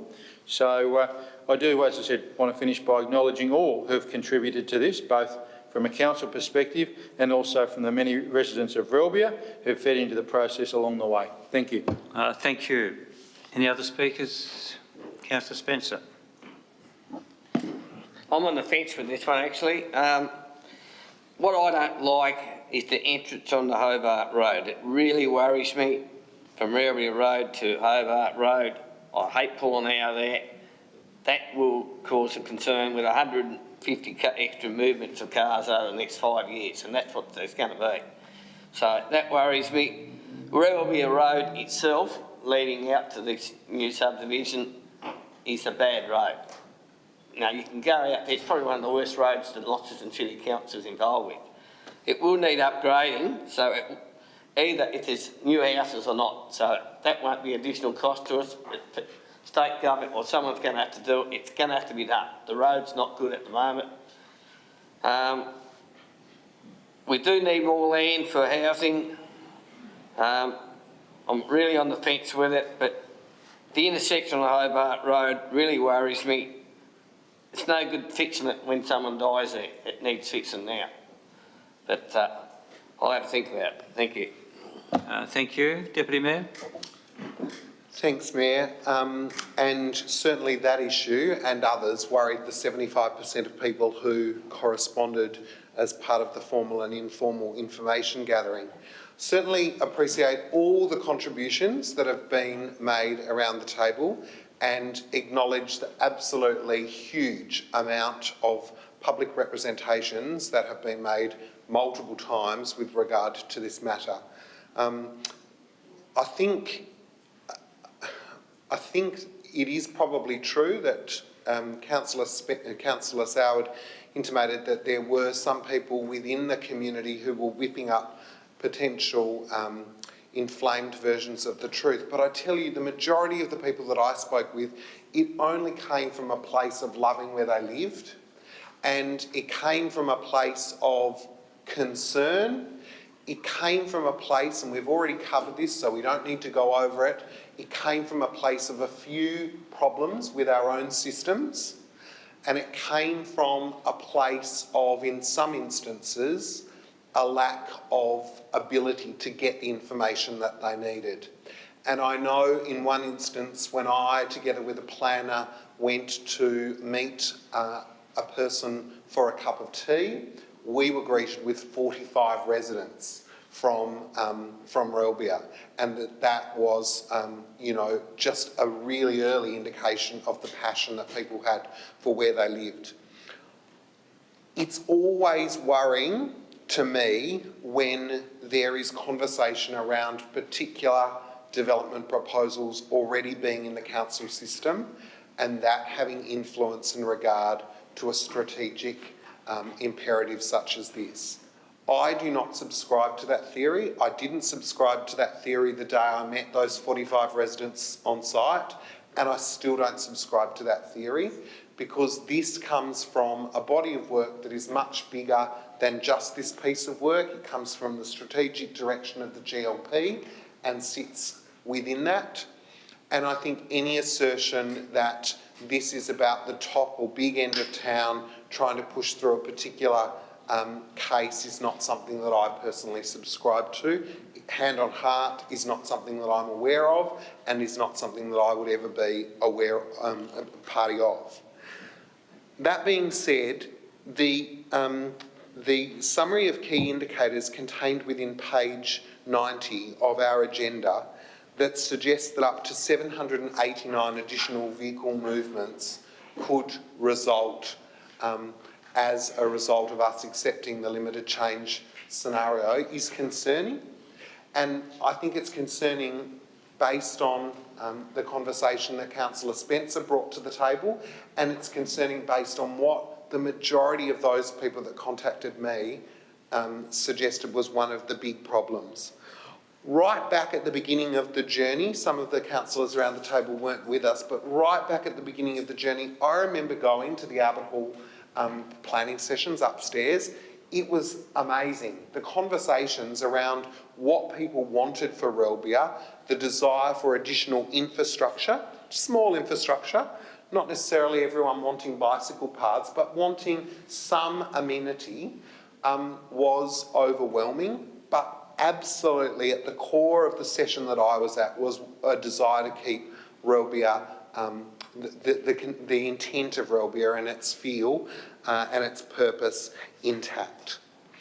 I think there is some middle ground with regard to the limited change scenario, but the summary of those indicators with 97 additional dwellings and concerningly 800 additional vehicle movements for me is really concerning. And so I guess I finish with a question, and that is through you, Mayor, are the indications of 789 additional vehicle movements per day as a result of the limited change scenario that seems likely to be supported today able to be contained and dealt with regard to the infrastructure that currently exists? Thank you. Richard? I think the first observation to make in terms of that is it's a theoretical maximum. So people won't, not necessarily everybody will choose to subdivide that can, and also there will be some properties that don't have the physical properties that allow them to be subdivided. So it's quite a crude figure that's on the theoretical maximum. Each one of those would be subject to a discretionary application where you have to look at the relevant factors like access, drainage, ability to dispose of sewage, natural values, and there would be applications associated with all of them. So whilst that's the absolute maximum, in reality it won't be that many.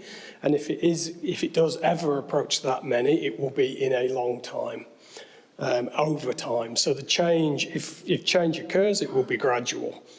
But having said that, it's sensible to know that theoretical maximum can be dealt with, and obviously the analysis, particularly around traffic we've done, suggests that the infrastructure in the time of that development will be satisfactory. Obviously, it's a loop road, people go out either way, so it's not an in and out cul-de-sac, so the traffic movements are spread. And the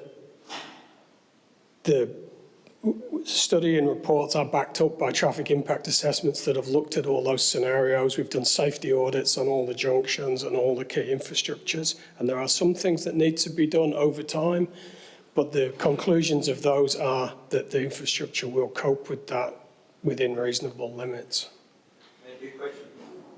Sorry, and one further question. I guess I'm really struggling to comprehend when the nature of the character shifts. What kind of tips it from what we're trying to preserve and what is deemed to be able to be contained within the limited change scenario to something else? And I totally understand that based on the figures, it could be 97 dwellings maximum. I guess I'm just, everyone that spoke to me, and admittedly there were 23% who didn't, but everyone who spoke to me spoke of wanting to preserve the elements that make Relbia Relbia. And I wonder, in all the modelling and in all the work that was undertaken and in all the study, and I'm not questioning that because I think Mesh did a great job, I wonder, when do you get to the point? Is it at 98 additional dwellings that the character is eroded? Well, the premise of this study is that the character won't be eroded. So the character, the level of development that's anticipated over the next period will be at a level which allows the essential character to be maintained. Now, Relbia has evolved. So back in the 80s and 90s, people may remember we had a similar study to this called the Glenwood Road master plan study that allowed some subdivision, and some of the new houses down, particularly in Glenwood Road, occurred at that time. So Relbia hasn't, it's been an evolution since the 60s and 70s. It's been, so the point of this is that if you look at the precincts and as you drive down there, much of the visible land on either side of the road won't change in planning terms because of this. There are some parts that will, particularly on the Relbia Road side, between Relbia Road as you drive down towards the winery. There is a precinct on both sides of the road which would allow consolidation to 2 hectares. But as you turn the corner into Glenwood, then you start to go through that central precinct where nothing changes. And as you come back down, that whole central precinct, there's no additional development rights in that. So the parts that are proposed to be allowed to change are those that they're not, they're placed in the landscape in the areas that have the capacity to accept that change. So whilst there will, if you're going down there every day, over time you will notice new houses being built. But that's a process that's been happening for the last 20 years. That process would continue, and you would, if you know Relbia intimately, see additional houses coming up over time. So to the extent that that changes the character, you will see and observe new houses. But the idea that that might have some suburban character isn't necessarily the case because of the lot sizes. And depending on where you have houses on adjacent lots, you could be 200-300 metres between houses. So there's still going to be a lot of open land between developments.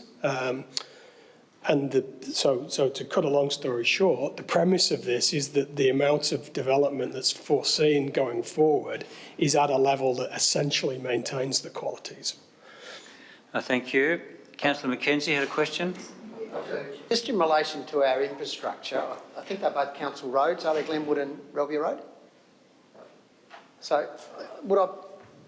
Yes? That's correct. Yeah. So would I be right in suggesting that it's incumbent on us as council to keep our road assets and infrastructure assets under review, such that if all of a sudden we found the road wasn't coping with what we needed to do, that we would need to then upgrade them to make sure that they were safe and secure for the residents and the people that use that road? CEO.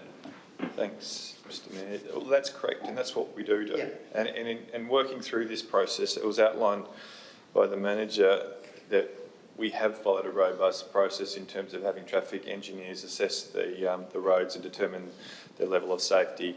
With respect to the views of the councillors, and you're all entitled, we're all road users, we all have different perspectives of the different roads that we travel on, but the professionals in the fields have examined the roads. The professionals have indicated that they are sufficient for the level of demand they currently and will receive. Obviously, there is works that will need to be undertaken into the future, whether that and that's the same with all roads in our network. But in terms of the process and the decision that's before the council today, I can stand with surety to say that the professional advice has been provided in that area to determine that the roads are safe for what's proposed.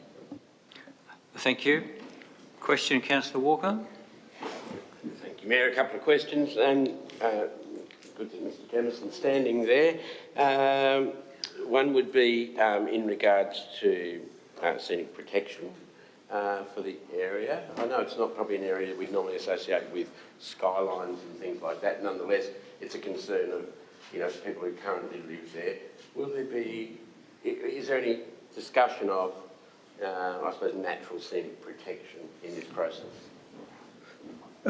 Well, I suppose scenic management has a high degree of correlation to natural values in Relbia, and the essential area down through the vegetated area down through the middle of Relbia and some of the steeper slopes down through the central precinct aren't proposed to change during this process, and because the natural values and the scenic qualities of that central spine in Relbia is valued, it's part of the character, and we're not intending this process to change that. Councillor Walker. And just a second question. In regards to, the process of change, was the council being approached by people who were seeking to, reduce the size of their allotment? Was there some kind of instigation behind it along those lines? Speaking as, having 25 years experience in planning, questions about subdividing people's blocks are common. Most people want to know if they can subdivide. So part of the origin of this process, and I'm going back here to probably the 2011 planning scheme when we put a moratorium on subdivision pending a study. The reason we did that is because we were essentially fending off multiple people wanting to subdivide their blocks without a policy. So because we didn't have a policy, we put a moratorium on it because we didn't want to make inappropriate decisions or lots of ad hoc decisions. It's taken a very long time to get from there to here, but this process is about having a planned approach rather than dealing with ad hoc subdivision requests as they come along. That's one of the essential drivers of this process. Thank you. Another question. I wish to speak, Mayor. You wish to speak? You may speak. Thank you, Mayor. And I appreciate that answer from Mr Jamieson because I'll pick up where he left off. This is a planned process. This is something that, in a sense, if you live in Relbia, you can actually, have some faith in the fact that this is not ad hoc development. This is the council taking a proactive approach, albeit not a perfect approach. I mean, I think everyone accepts that in the council, that, some wrong steps were made. People were, put offside for whatever reason. They were taken, they took slight at some of the actions. But nonetheless, this is a proactive approach, and it means, and it goes back to the Deputy Mayor's question about, at what point will the character be affected? The whole point of the exercise, as was spelled out, is that the character is not affected. Now, of course, if you only have one or two neighbours at the moment, you end up with 3 or 4 neighbours, you may say that your character's been affected. But from the point of view of many people, including people in Relbia, it will be that, by and large, that character has been protected in this process. And there are plenty of areas around Launceston, around Tasmania, that are changing drastically at the moment, that are seeing wholesale change. Tasmania is changing. Tasmania is changing rapidly, and that pressure is on.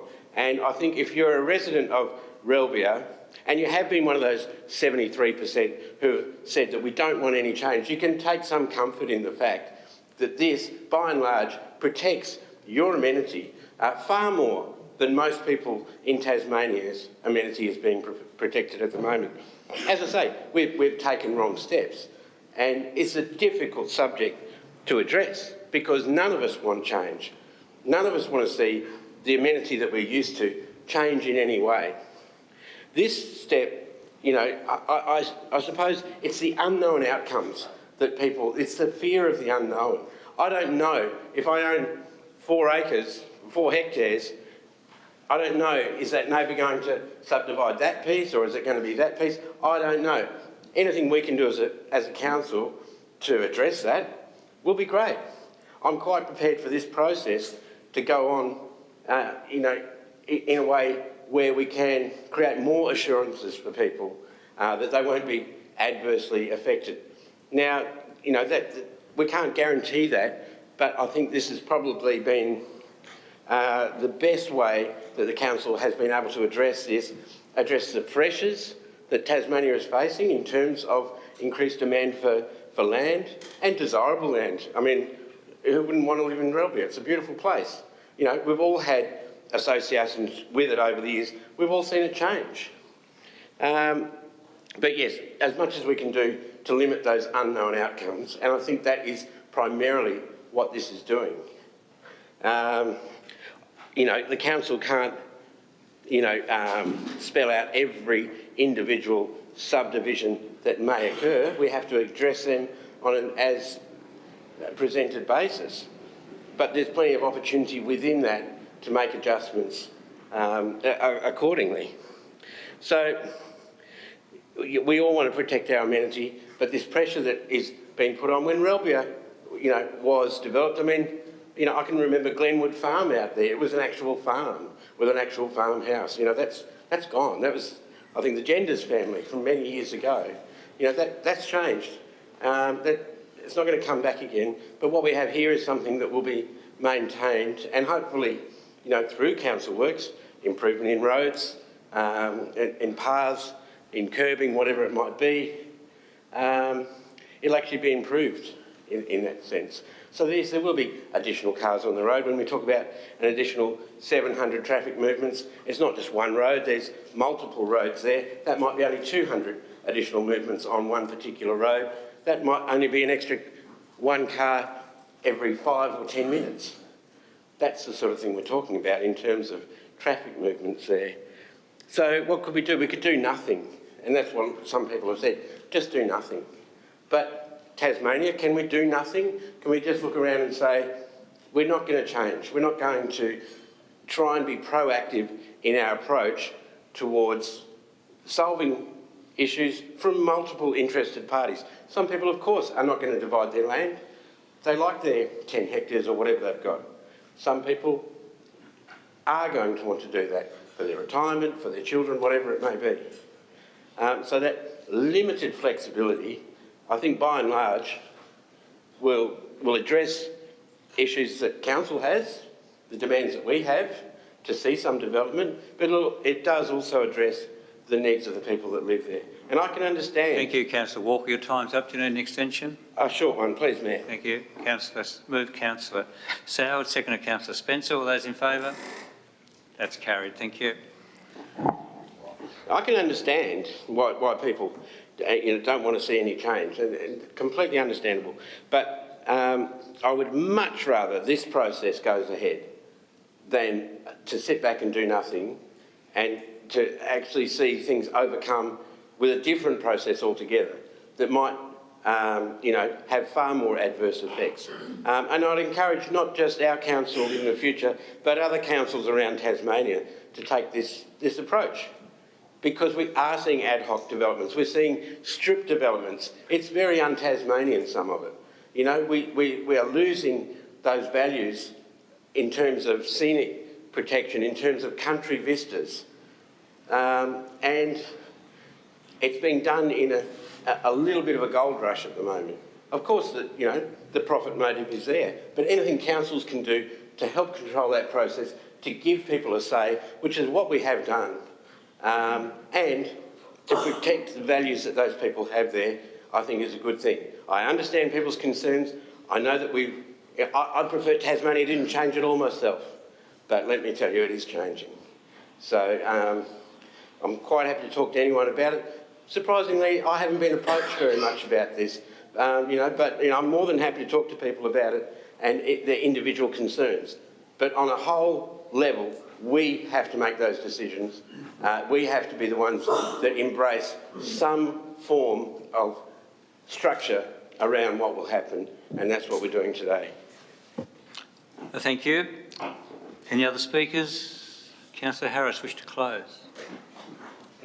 Thank you, Mayor, and I will thank you, Councillor Walker, for your impassioned plea. And I think he hit on some wonderful points I'll just pick up on. Fail to plan, you plan to fail. was something my boss used to always say to me, and I think what Councillor Walker said is correct. We have in front of us the result of a plan that took probably 10 years from when it was first needed back in 2011, according to what Mr Jamieson said. We have a plan in front of us that gives some surety to those residents of Relbia about how their land can be subdivided, and as he said, doesn't mean that will happen on day one. It may not happen for 50 years, or it may never happen. And if you never sell your property, then you have total control over what happens in your property. But for us, this is something we have, that's what we're here for. We are here to make decisions. We have the work in front of us, the work being done by Mesh. Their report covers each area very well. And as the officers have said, they've done a great job in all of their work, looking at the roads, understanding whether they can handle the number of cars, and even at 800 extra vehicles a day, that is less than one every 2 minutes. I could stand here and wait for 2 minutes before I continue, but I won't. I did that once. But the reality is that won't happen on day one. And so there will be slow change out there at Relbia, and it will become the new normal. And I think people will appreciate that the changes that we have put, that this plan suggests, actually helps protect that and helps protect everything they love about Relbia. So I suggest and encourage everyone to support this today. Thank you.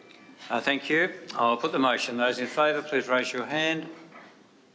And that is all councillors present. That is carried. Go to 16.2, special event sponsorship move. Councillor Stosensek, seconded Councillor Harris. Do you wish to speak to it, Councillor Stosensek? Yes, thank you. I would like to move the two-day music festival Party in the Apocalypse in the special events category. This follows in the footsteps of the extremely popular Party in the Paddock.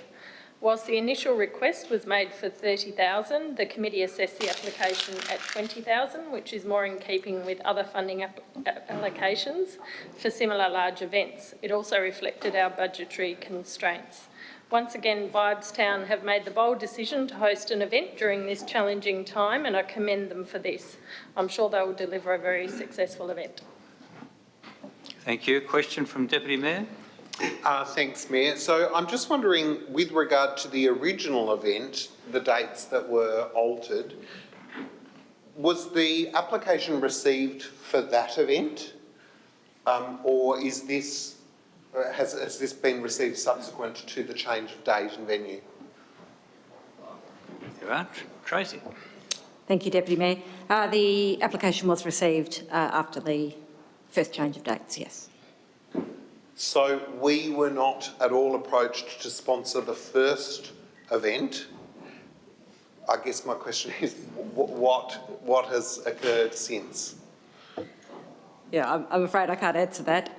Yeah, obviously the events facilitation team has been working strongly with the organisers ever since the original proposed dates, but it was only recently that they came to us for event sponsorship. So. And thank you for that, and appreciate you can only assess what comes before you. My final question is, given some challenges that have occurred with regard to venue, are we also providing free of charge the venue? CEO or Tracy? I don't think that's been negotiated with the proponent at this point. No, and normally it is a condition of our event sponsorship that they do pay for the venue hire. Thank you. So Councillor Harris wish to speak? Yes, I will. Thank you. Just briefly, this was, as Tracy said, we didn't, as a sponsorship committee, look at the previous dates, which I think were early December from memory, 3rd and 4th or something.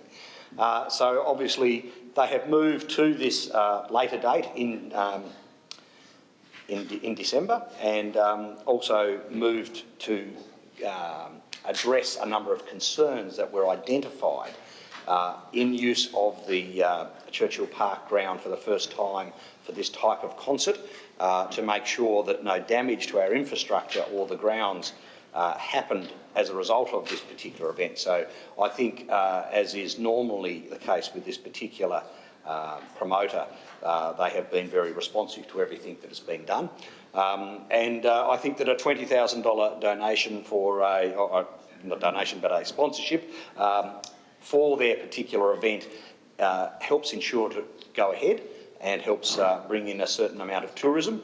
I certainly was aware of my daughter and her friends in Melbourne keen to come to this even in early December. So they are even probably more excited at the fact that it's after Christmas and she'll be home for Christmas anyway.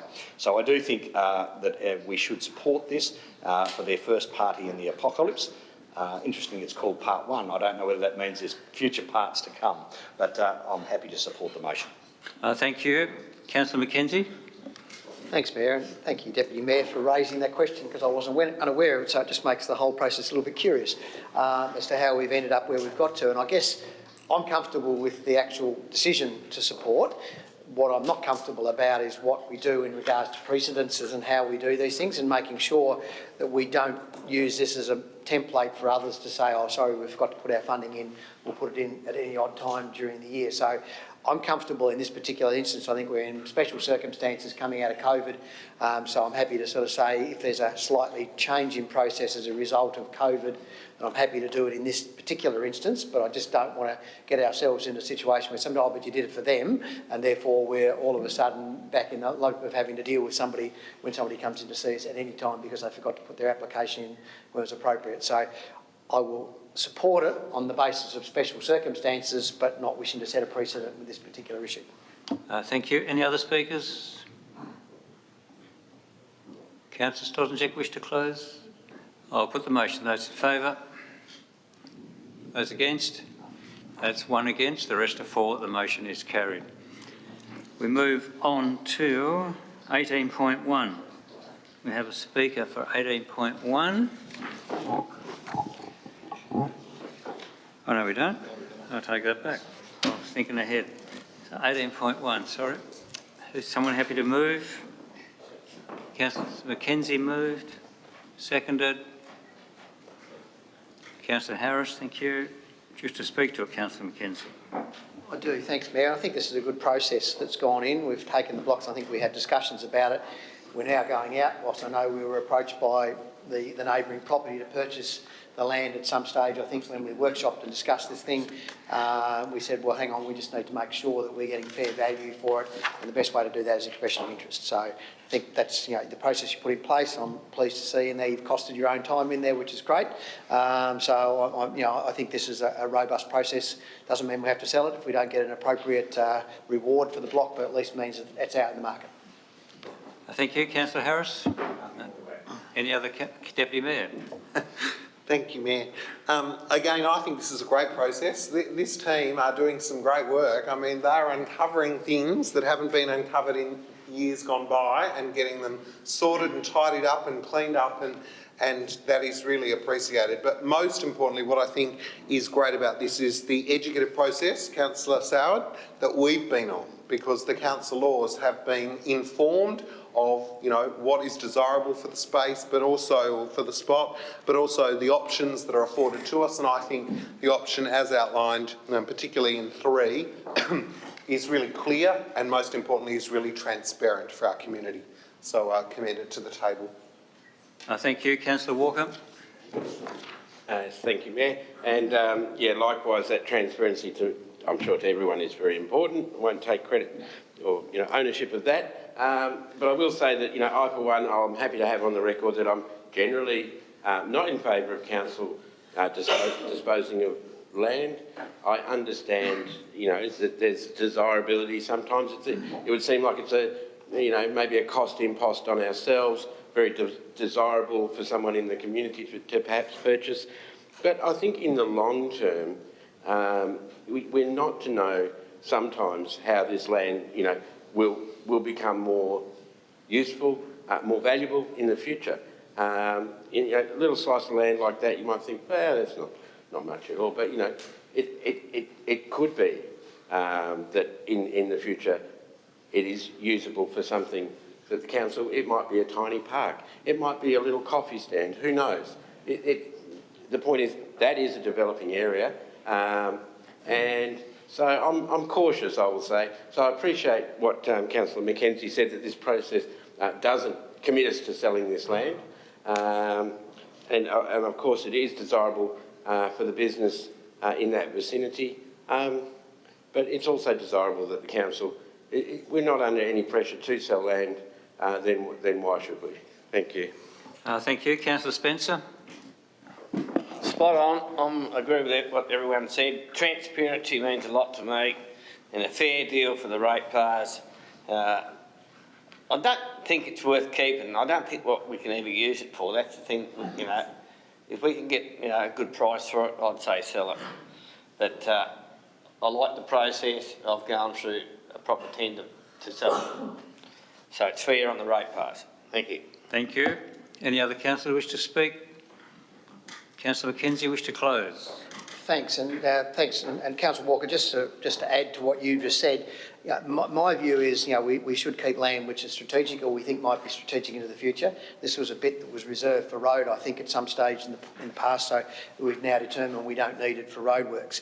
I think there's also another question. Yes, somebody might get a benefit out of this, but think about if they're going to build on it, the actual economic contribution that they make to Launceston by actually having a vacant block of land and actually convert it into a productive block of land, which will then employ people, derive profits for the owners, and therefore put more money back into the economy. So I think there are counters to all that sort of stuff, and I'm not in for selling land for land's sake.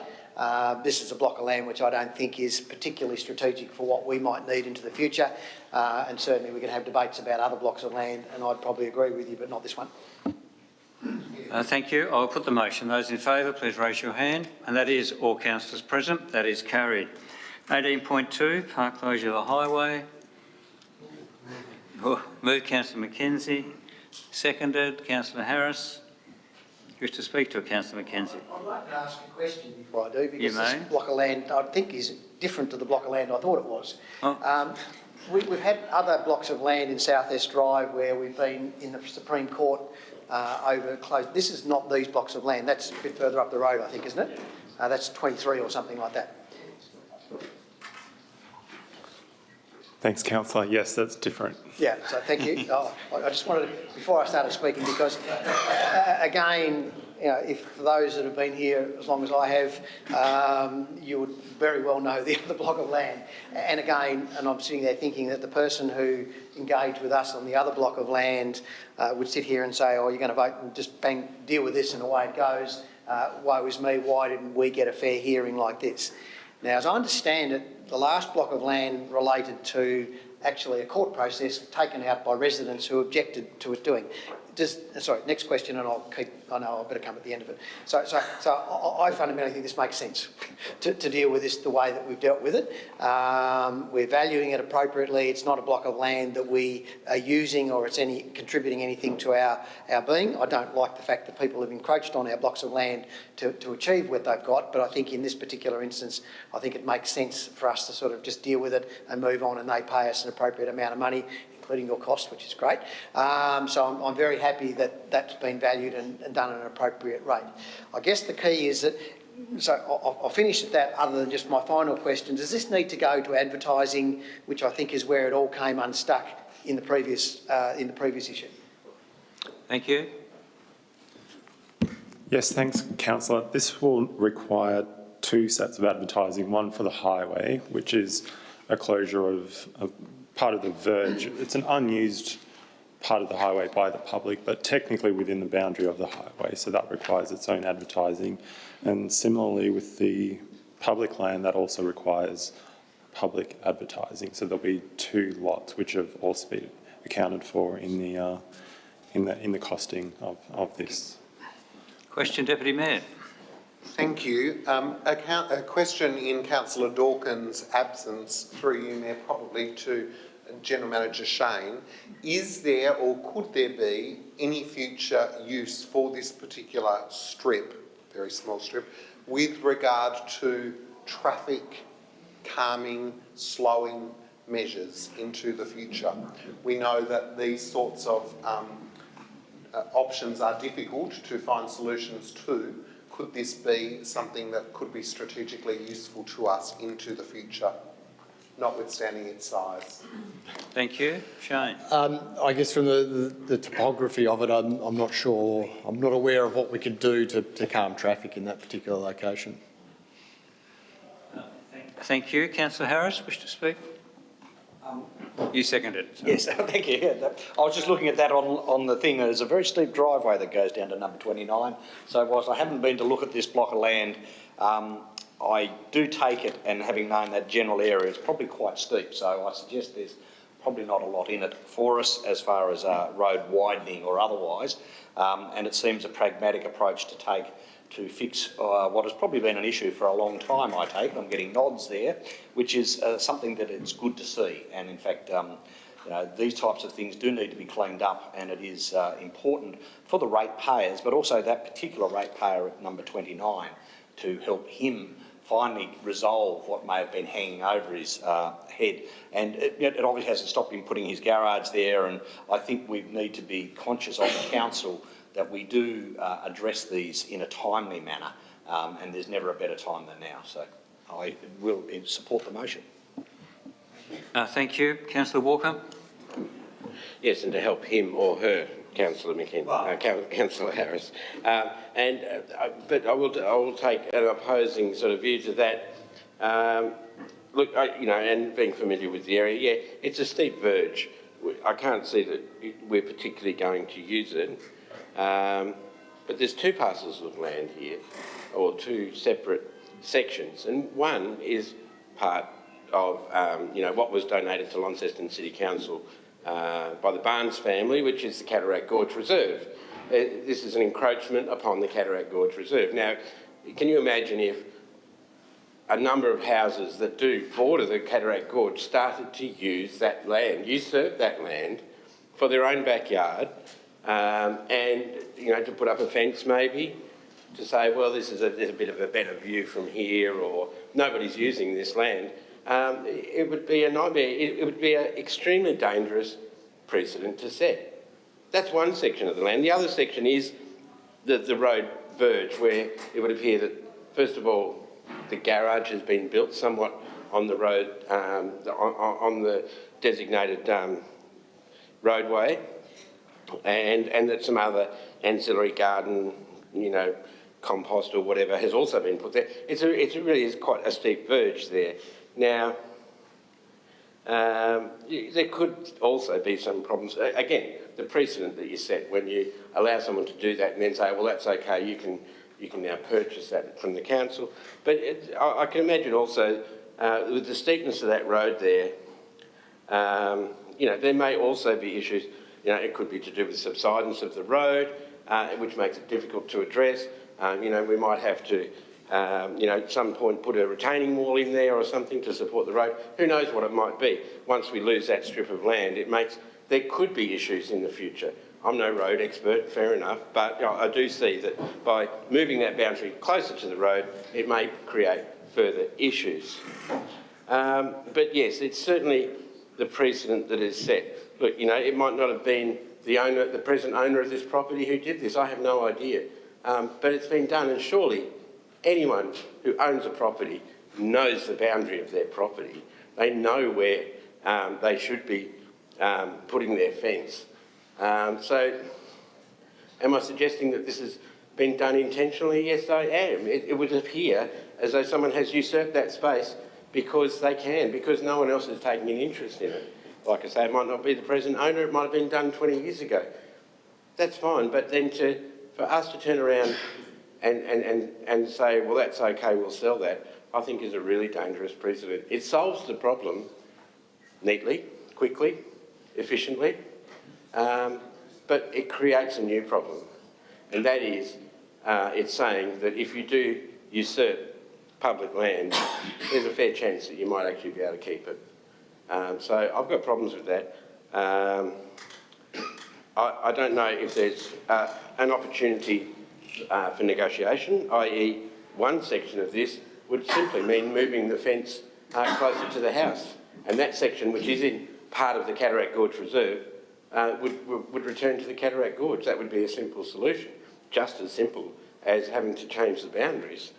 The side next to the road verge is more difficult because it's actually been built upon. And, you know, there may be some room for negotiation there. I'm not sure of what processes are available. But, at the moment, I'm not encouraged to support this, unfortunately, because I feel as though the precedent we set is far too dangerous. Thank you. Any other speakers? Councillor Deputy Mayor? I think we should get some, would it be possible to get some response to that with regard to the precedent situation? Yep, Robert. Thanks, Deputy Mayor. I think this would always be a case-by-case basis. Any decision to dispose of such land would always need to come back before council, and the councillors would need to look at it. The impact on pedestrians, on cyclists, on users of that land, and whether it impacts upon them or not. I suppose the recommendation has been put in this instance that the owners have advised that they've bought the land in its current status, and assessing all the facts, it seems like it's not entirely going to impact on the community in any significant way, but perhaps other encroachments might, and in those cases, yes, it could be preferable to have those encroachments removed. Thank you. Councillor Harris has a question. Yes, this is a question from a legal point of view. Just reading the notes, it says that the owner has owned the land since 1984, and it was like that anyway. One assumes then that the land has been fenced in the incorrect place since 1984, and does that not then allow you to claim that land as your own under the law that might have existed at that time? Robert. Thanks, Councillor. The Council has taken the view that an adverse possession claim couldn't be made in this instance, so that's why we're seeking to. It could not, so that that's why we're seeking to sell that land rather than any alternative. Thank you. Any other speakers? Councillor Mackenzie, wish to close? I do. And Councillor Walker, you've given me cause to think, so thank you. Again, adverse possession rules and things like that are one thing, but again, when you buy a property, you're supposed to get it checked, so you should know where your boundaries went. As a consequence of that, he bought the property, or he or she, or they, bought the property in knowledge, well, should have been in knowledge if they had a lawyer doing their job, that the land that they were buying actually wasn't theirs, and that actually did belong to the council. The one on the road verge, I'm a little bit again, I'm probably comfortable with that because of the way that's sort of meted out, but this is a yard, and I'm sure that that'll be uncomfortable if you had to take that bit off the back, but the principles are you've actually built your lawn and backyard on somebody else's property, and that does cause me some concern. I'm interested in that. Well, I'll do that right now. I'll put the vote. Those in favour, please raise your hand. Those against? I think it's defeated unanimously. Can I ask a question? What happens now if he's fixed down? No, you can't. Well, you can. CEO can comment. We'll have to reflect on the council's decision and then reassess which way we move forward with it. So obviously we have enforcement that we could go down that route, and if we can't resolve it by the means that we propose, then that's likely the scenario that we'll have to adopt. Thank you. So we move on to 19.1, remuneration rates for independent members of the chair of the audit panel. Somebody happy to move that? Councillor Mackenzie moves, seconded Councillor Walker. Wish to speak to it, Councillor Mackenzie. I think the evidence is there that we're probably still not paying as much as others are in relation to the roles that we play. And having been on the Council Audit Committee for a number of years, I know the work the Chair puts in and also the other members of the committee, and I think this is at least a reasonable remuneration. Thank you. Councillor Walker? Any other councillor wish to speak further? I'll put the motion. Those in favour, please raise your hand. And that is all councillors present. That is carried. We move on to 20.1, report on council's annual general meeting. Somebody happy to move that one? Councillor Soward move, seconded Councillor Harris. Do you wish to speak to it, Councillor Soward? Only very briefly, Mr Mayor, as it is very self-explanatory. All I wanted to add, from a personal viewpoint, watching the presentation of what's taken place in the previous year, every year, blows me away, because we get caught up in the business of the work that we do here and the work that goes on every day here, and we sometimes forget what takes place in our community. And I want to thank the CEO for the very detailed report, and also to the very high quality that our media people have put that together, and cause reflection for the wonderful things that are happening in our city. Thank you. Thank you. Councillor Harris? Councillor Mackenzie? Just in relation to the annual general meeting, and notwithstanding that, I know Mr Smith's out there in the public gallery again for the next items, but I still question whether we still should prosecute back to Legat about the need for... We have done in the past. Yeah, just as a process, maybe in the new year we should form a motion to go back to Legat about reviewing the need for annual general meetings, because quite honestly there's a lot of work that goes on for the officers to put together the afternoon to do that, and it's disappointing that we get very few from the community to come and meet with us. Thank you. Any other speakers? Councillor Walker? Yeah, I can appreciate that. Just in somewhat response to Councillor Mackenzie through you, Chair, that I can appreciate that that sentiment.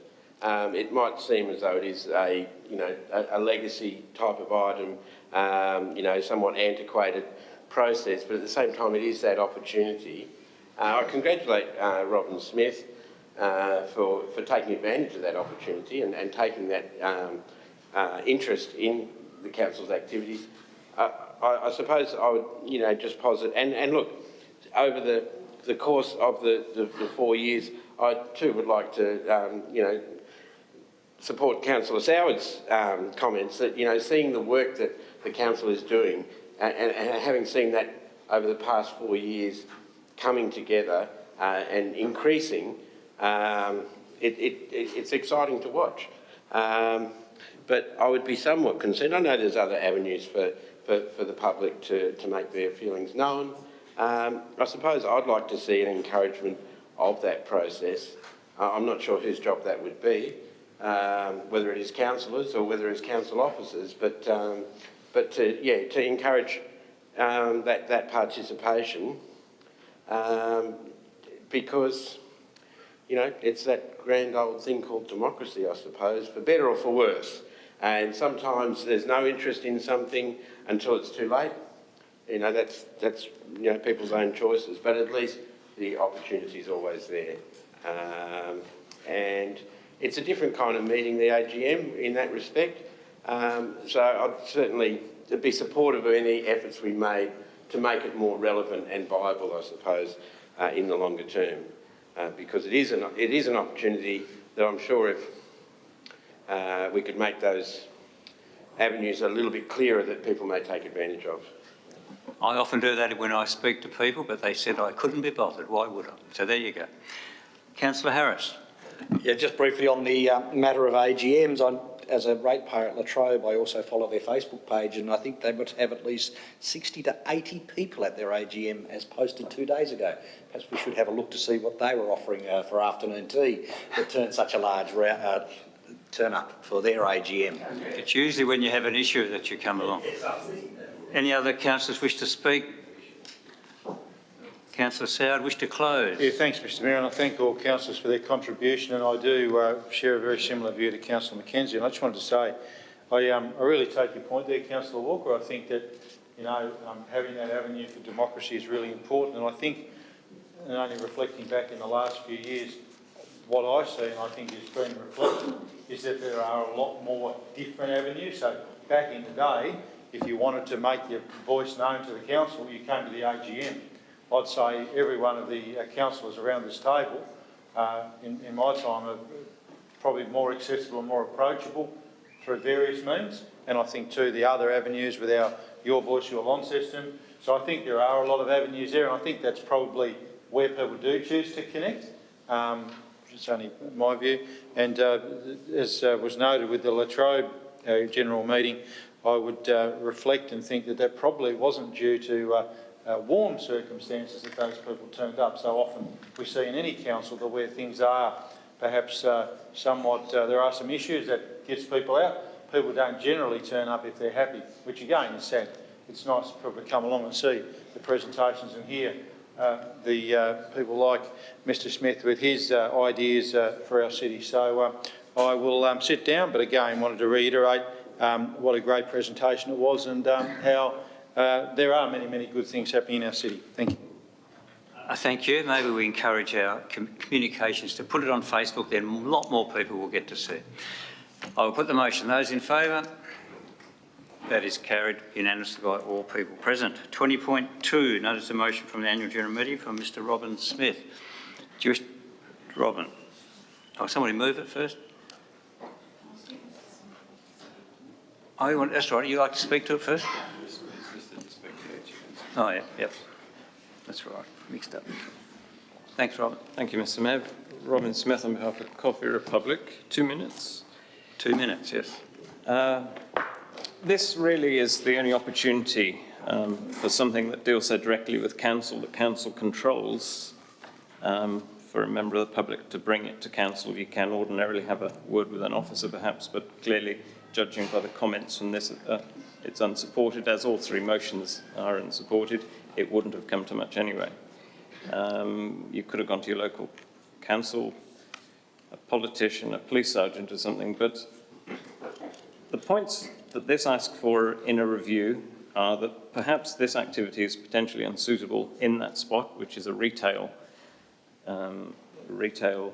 strip, not necessarily for eating and sometimes sleeping, and other known antisocial behaviour. Very unfortunate, but it does give not only the area a bad reputation, it also can taint those recipients of something that is a vital service. So,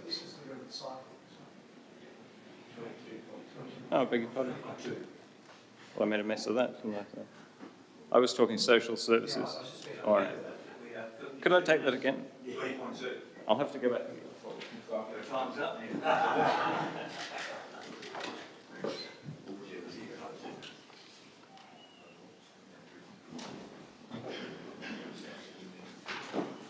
I must have had a different agenda. Cycling. This, the signs that are in the mall, there are 2 only. They're very high up. They don't use the traditional symbol of a bicycle with a line crossed through. Thank you. It's unhelpfully worded. It uses the words bicycles allowed 6 p.m. to 9 a.m. There's a map that accompanies this motion, but the hours that are signed on the street don't relate to those hours. Unfortunately, someone's changed them somehow. It does mention there's a cycling committee that made changes in past incarnations of this proposal from me in previous AGMs. And that committee, with a one-line item, changed the hours. And I would ask you to consider the potential antisocial problems we have with limited signage, confusing signage, and unfortunately we notice cyclists more when they're being naughty than actually commuting to work. Thank you. Thank you. Someone happy to move the motion? Move, Councillor Walker. Seconded, Councillor Spencer. Question from Deputy Mayor. Yeah, something procedurally that I just I haven't quite got my head around. In an ideal world, the members of the annual general meeting would be more than the council. They would be members of the public, and so a motion would pass or not based on, you know, members of the public voting as well as the councillors. So I guess I'm in a quandary. We, as a quorum, passed the motion. Now, procedurally, it comes to us, and in respect to that motion, we're asked again to deal with it as a council versus as the members who are present at the AGM. That's correct, isn't it? Yep. But if indeed, hypothetically, let's say there were 20 members of the public at the AGM and it passed and wasn't necessarily supported by the members of the table in order to get a quorum, in order to vote for it to be passed, the decision could be different now, you would think, versus what it was at the AGM. Is that right? Yeah. Okay. Sure. So, Councillor Walker. Yeah, well, thanks for that. I think it was a clarification from the Deputy Mayor. Yeah. It's only a motion that a review of the existing rules be taken.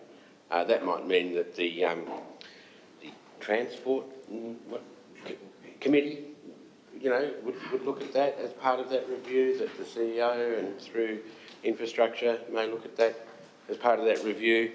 And if we had voted against it as a council and yet it was passed on the floor at the AGM, then surely that would be the purpose of the AGM, that enough people were concerned about it to bring it to our attention. They're not asking for the rules to be changed, they're asking for a review to be done. So I suppose in that case, even if we had voted against it, which we didn't, just to be clear, I would be supportive of that review.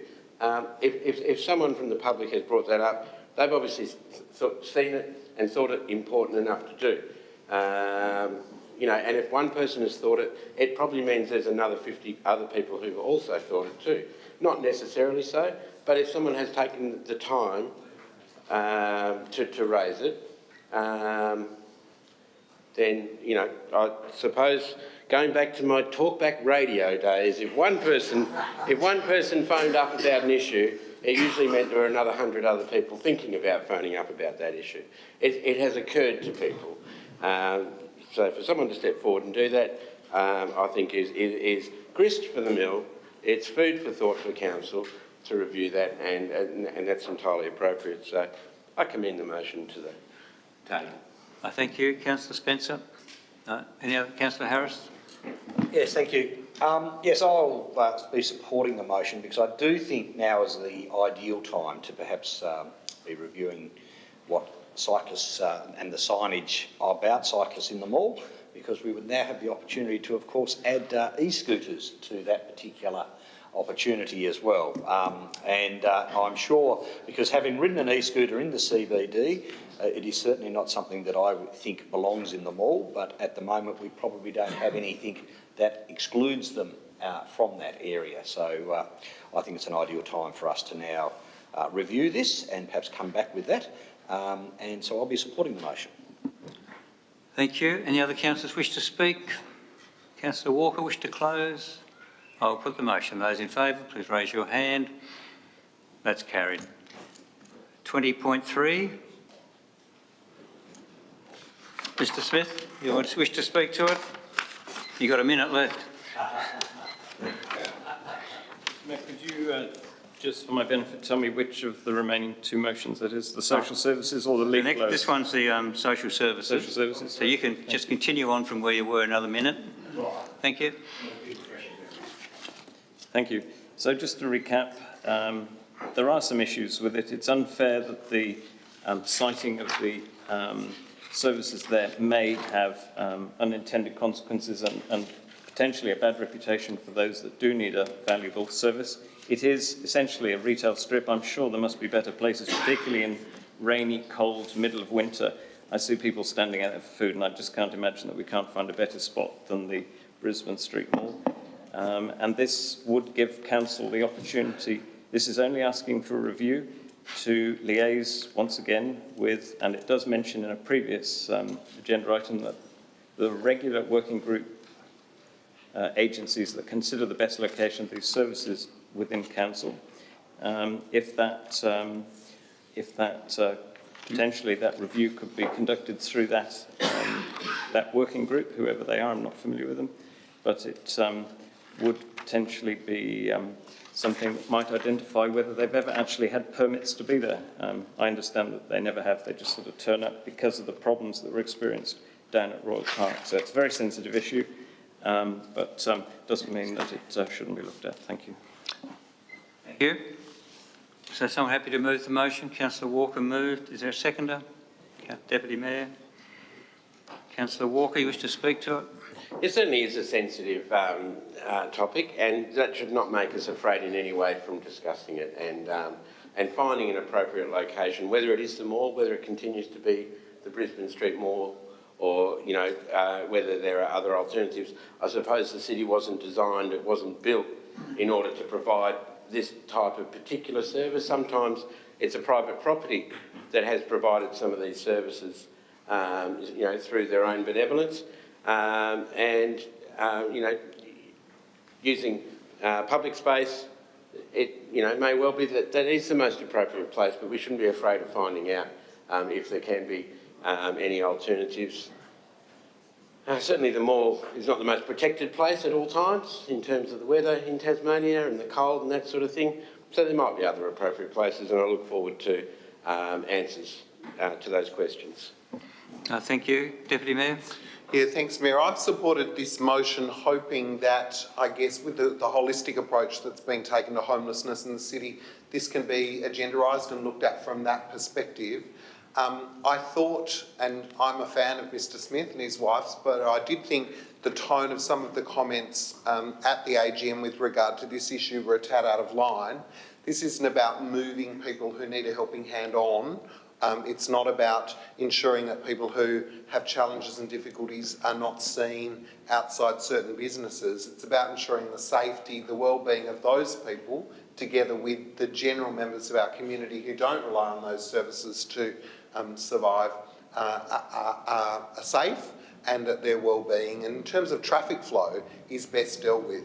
And I think some of those issues can easily be looked at without necessarily delving in too far to those that need the services and those that don't, labelling them for the need and requirement to use those services. So I think this is a really easy matter to be ticked off on. I think there are a group of people who we are told are working collaboratively and collectively on the issue of homelessness in northern Tasmania and Launceston specifically, and I think ensuring that the safety and well-being of their clients together with the general public can be agendarised at one of those meetings and this matter dealt with succinctly and carefully.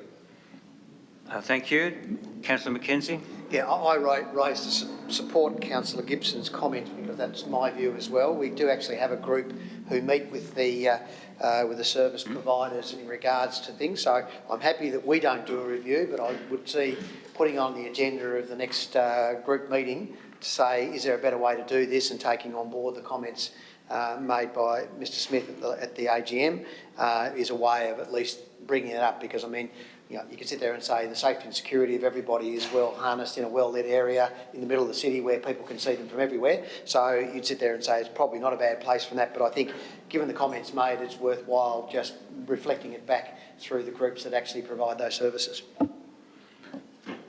Thank you. Any other speakers? Councillor Harris, question?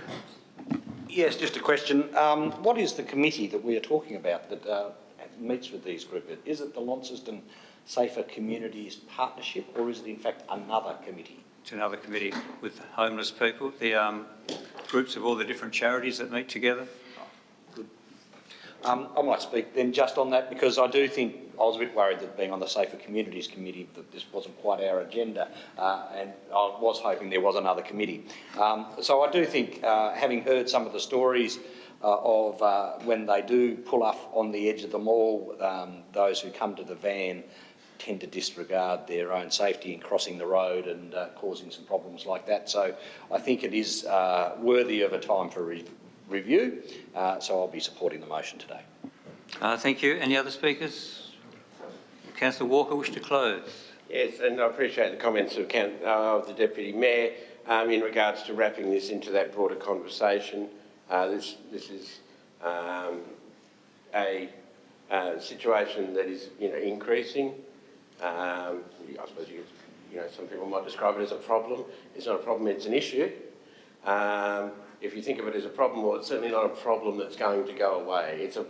It's an issue that's going to increase for the foreseeable future, and it is beholden upon us to find the best solutions, as Deputy Mayor says, in terms of people's welfare, regardless of the reasons why they might find themselves requiring any assistance, whether it be a storage locker, whether it be a place to sleep, whether it be a meal. And so, yes, to feed that into that broader conversation will be a good thing. Thank you. I'll put the motion. Those in favour, please raise your hand. It's all present. That is carried. 20.4. Robin?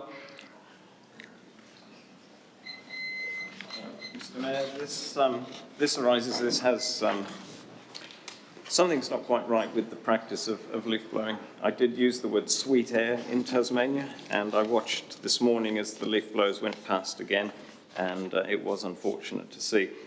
Council do have alternative machines. They have a Hayco, a Johnson and a Glutton, all street sweepers capable of mounting those areas of pavement that need sweeping or collecting, as opposed to blowing off onto another area to be collected. Uncontrolled dispersal of the litter and the dust is the problem, and the pollen, and it's the amenity of the area and the petrol smells, and it's a petrol-powered leaf blower, not a sucker of any description. The trial could be suspended. The officer did mention electric trial previously. I don't know how that went and what form that took. And I don't know how the officer seems to see that it wouldn't be capable of performing the work when just outside the CBD without the leaf blowers, they seem to be able to achieve something that meets customer satisfaction. So I don't know how that could be. I don't know how, without resorting to a broom or risking workplace risks, I don't know how there's a difference between the two practices. And this is not a trial to reduce the level of service, only change it for a trial. That was a word the officer used that I thought was unfortunate and helpful. And this could be, there's no cost implication, I understand, so the officer didn't cite cost as a reason not to recommend it. Thank you. Thank you. Someone happy to move the motion?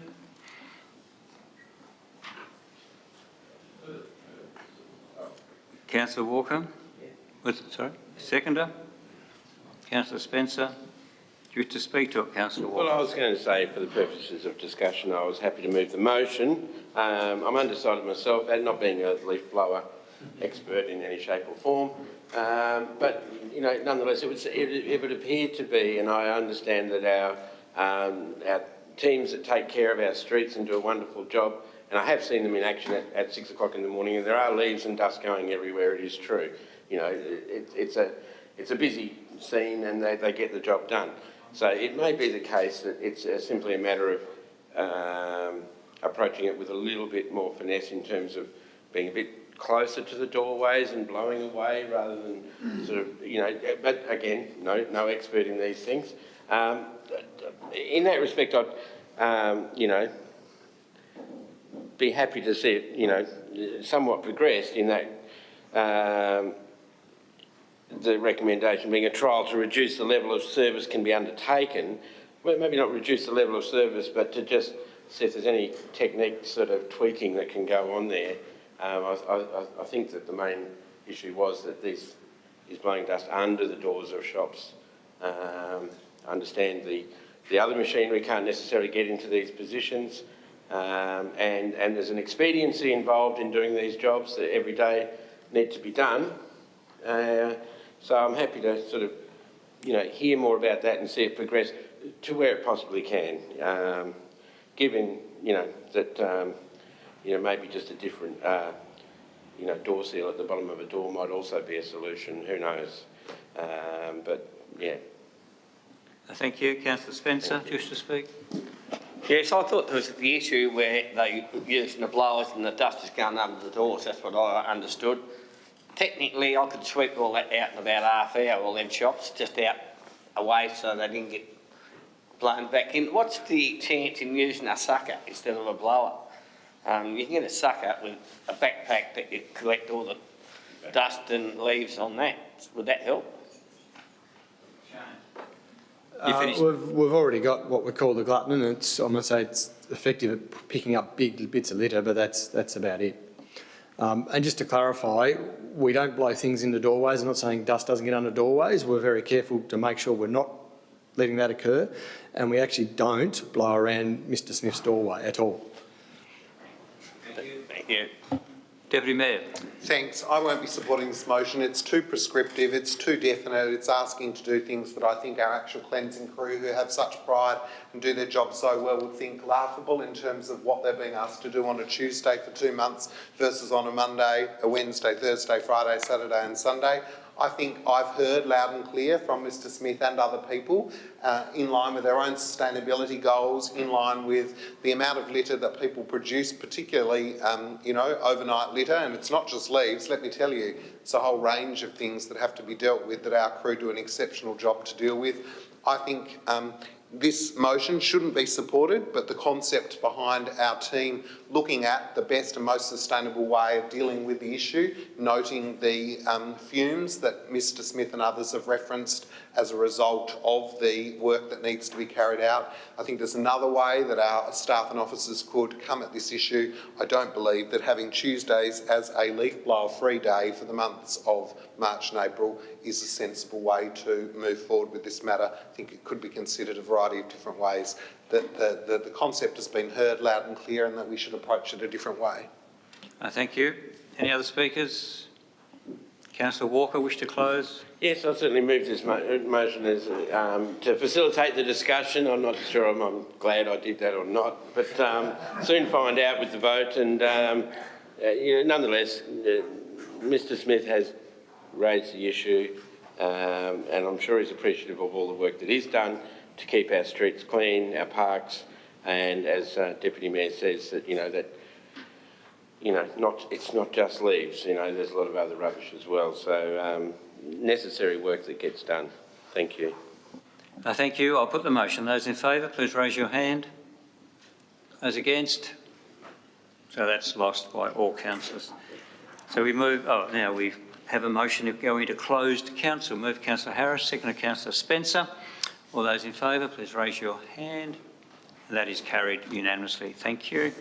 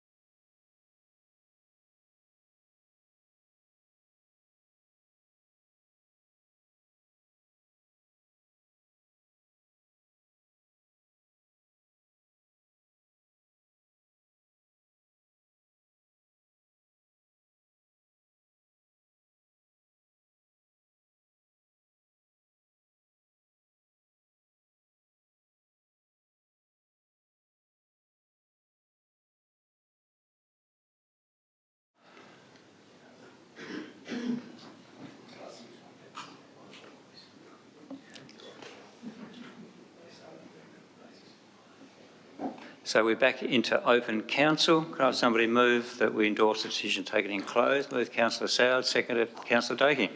All those in favour, please raise your hand, and that is all councillors present. That is carried. Thank you. We'll close the meeting.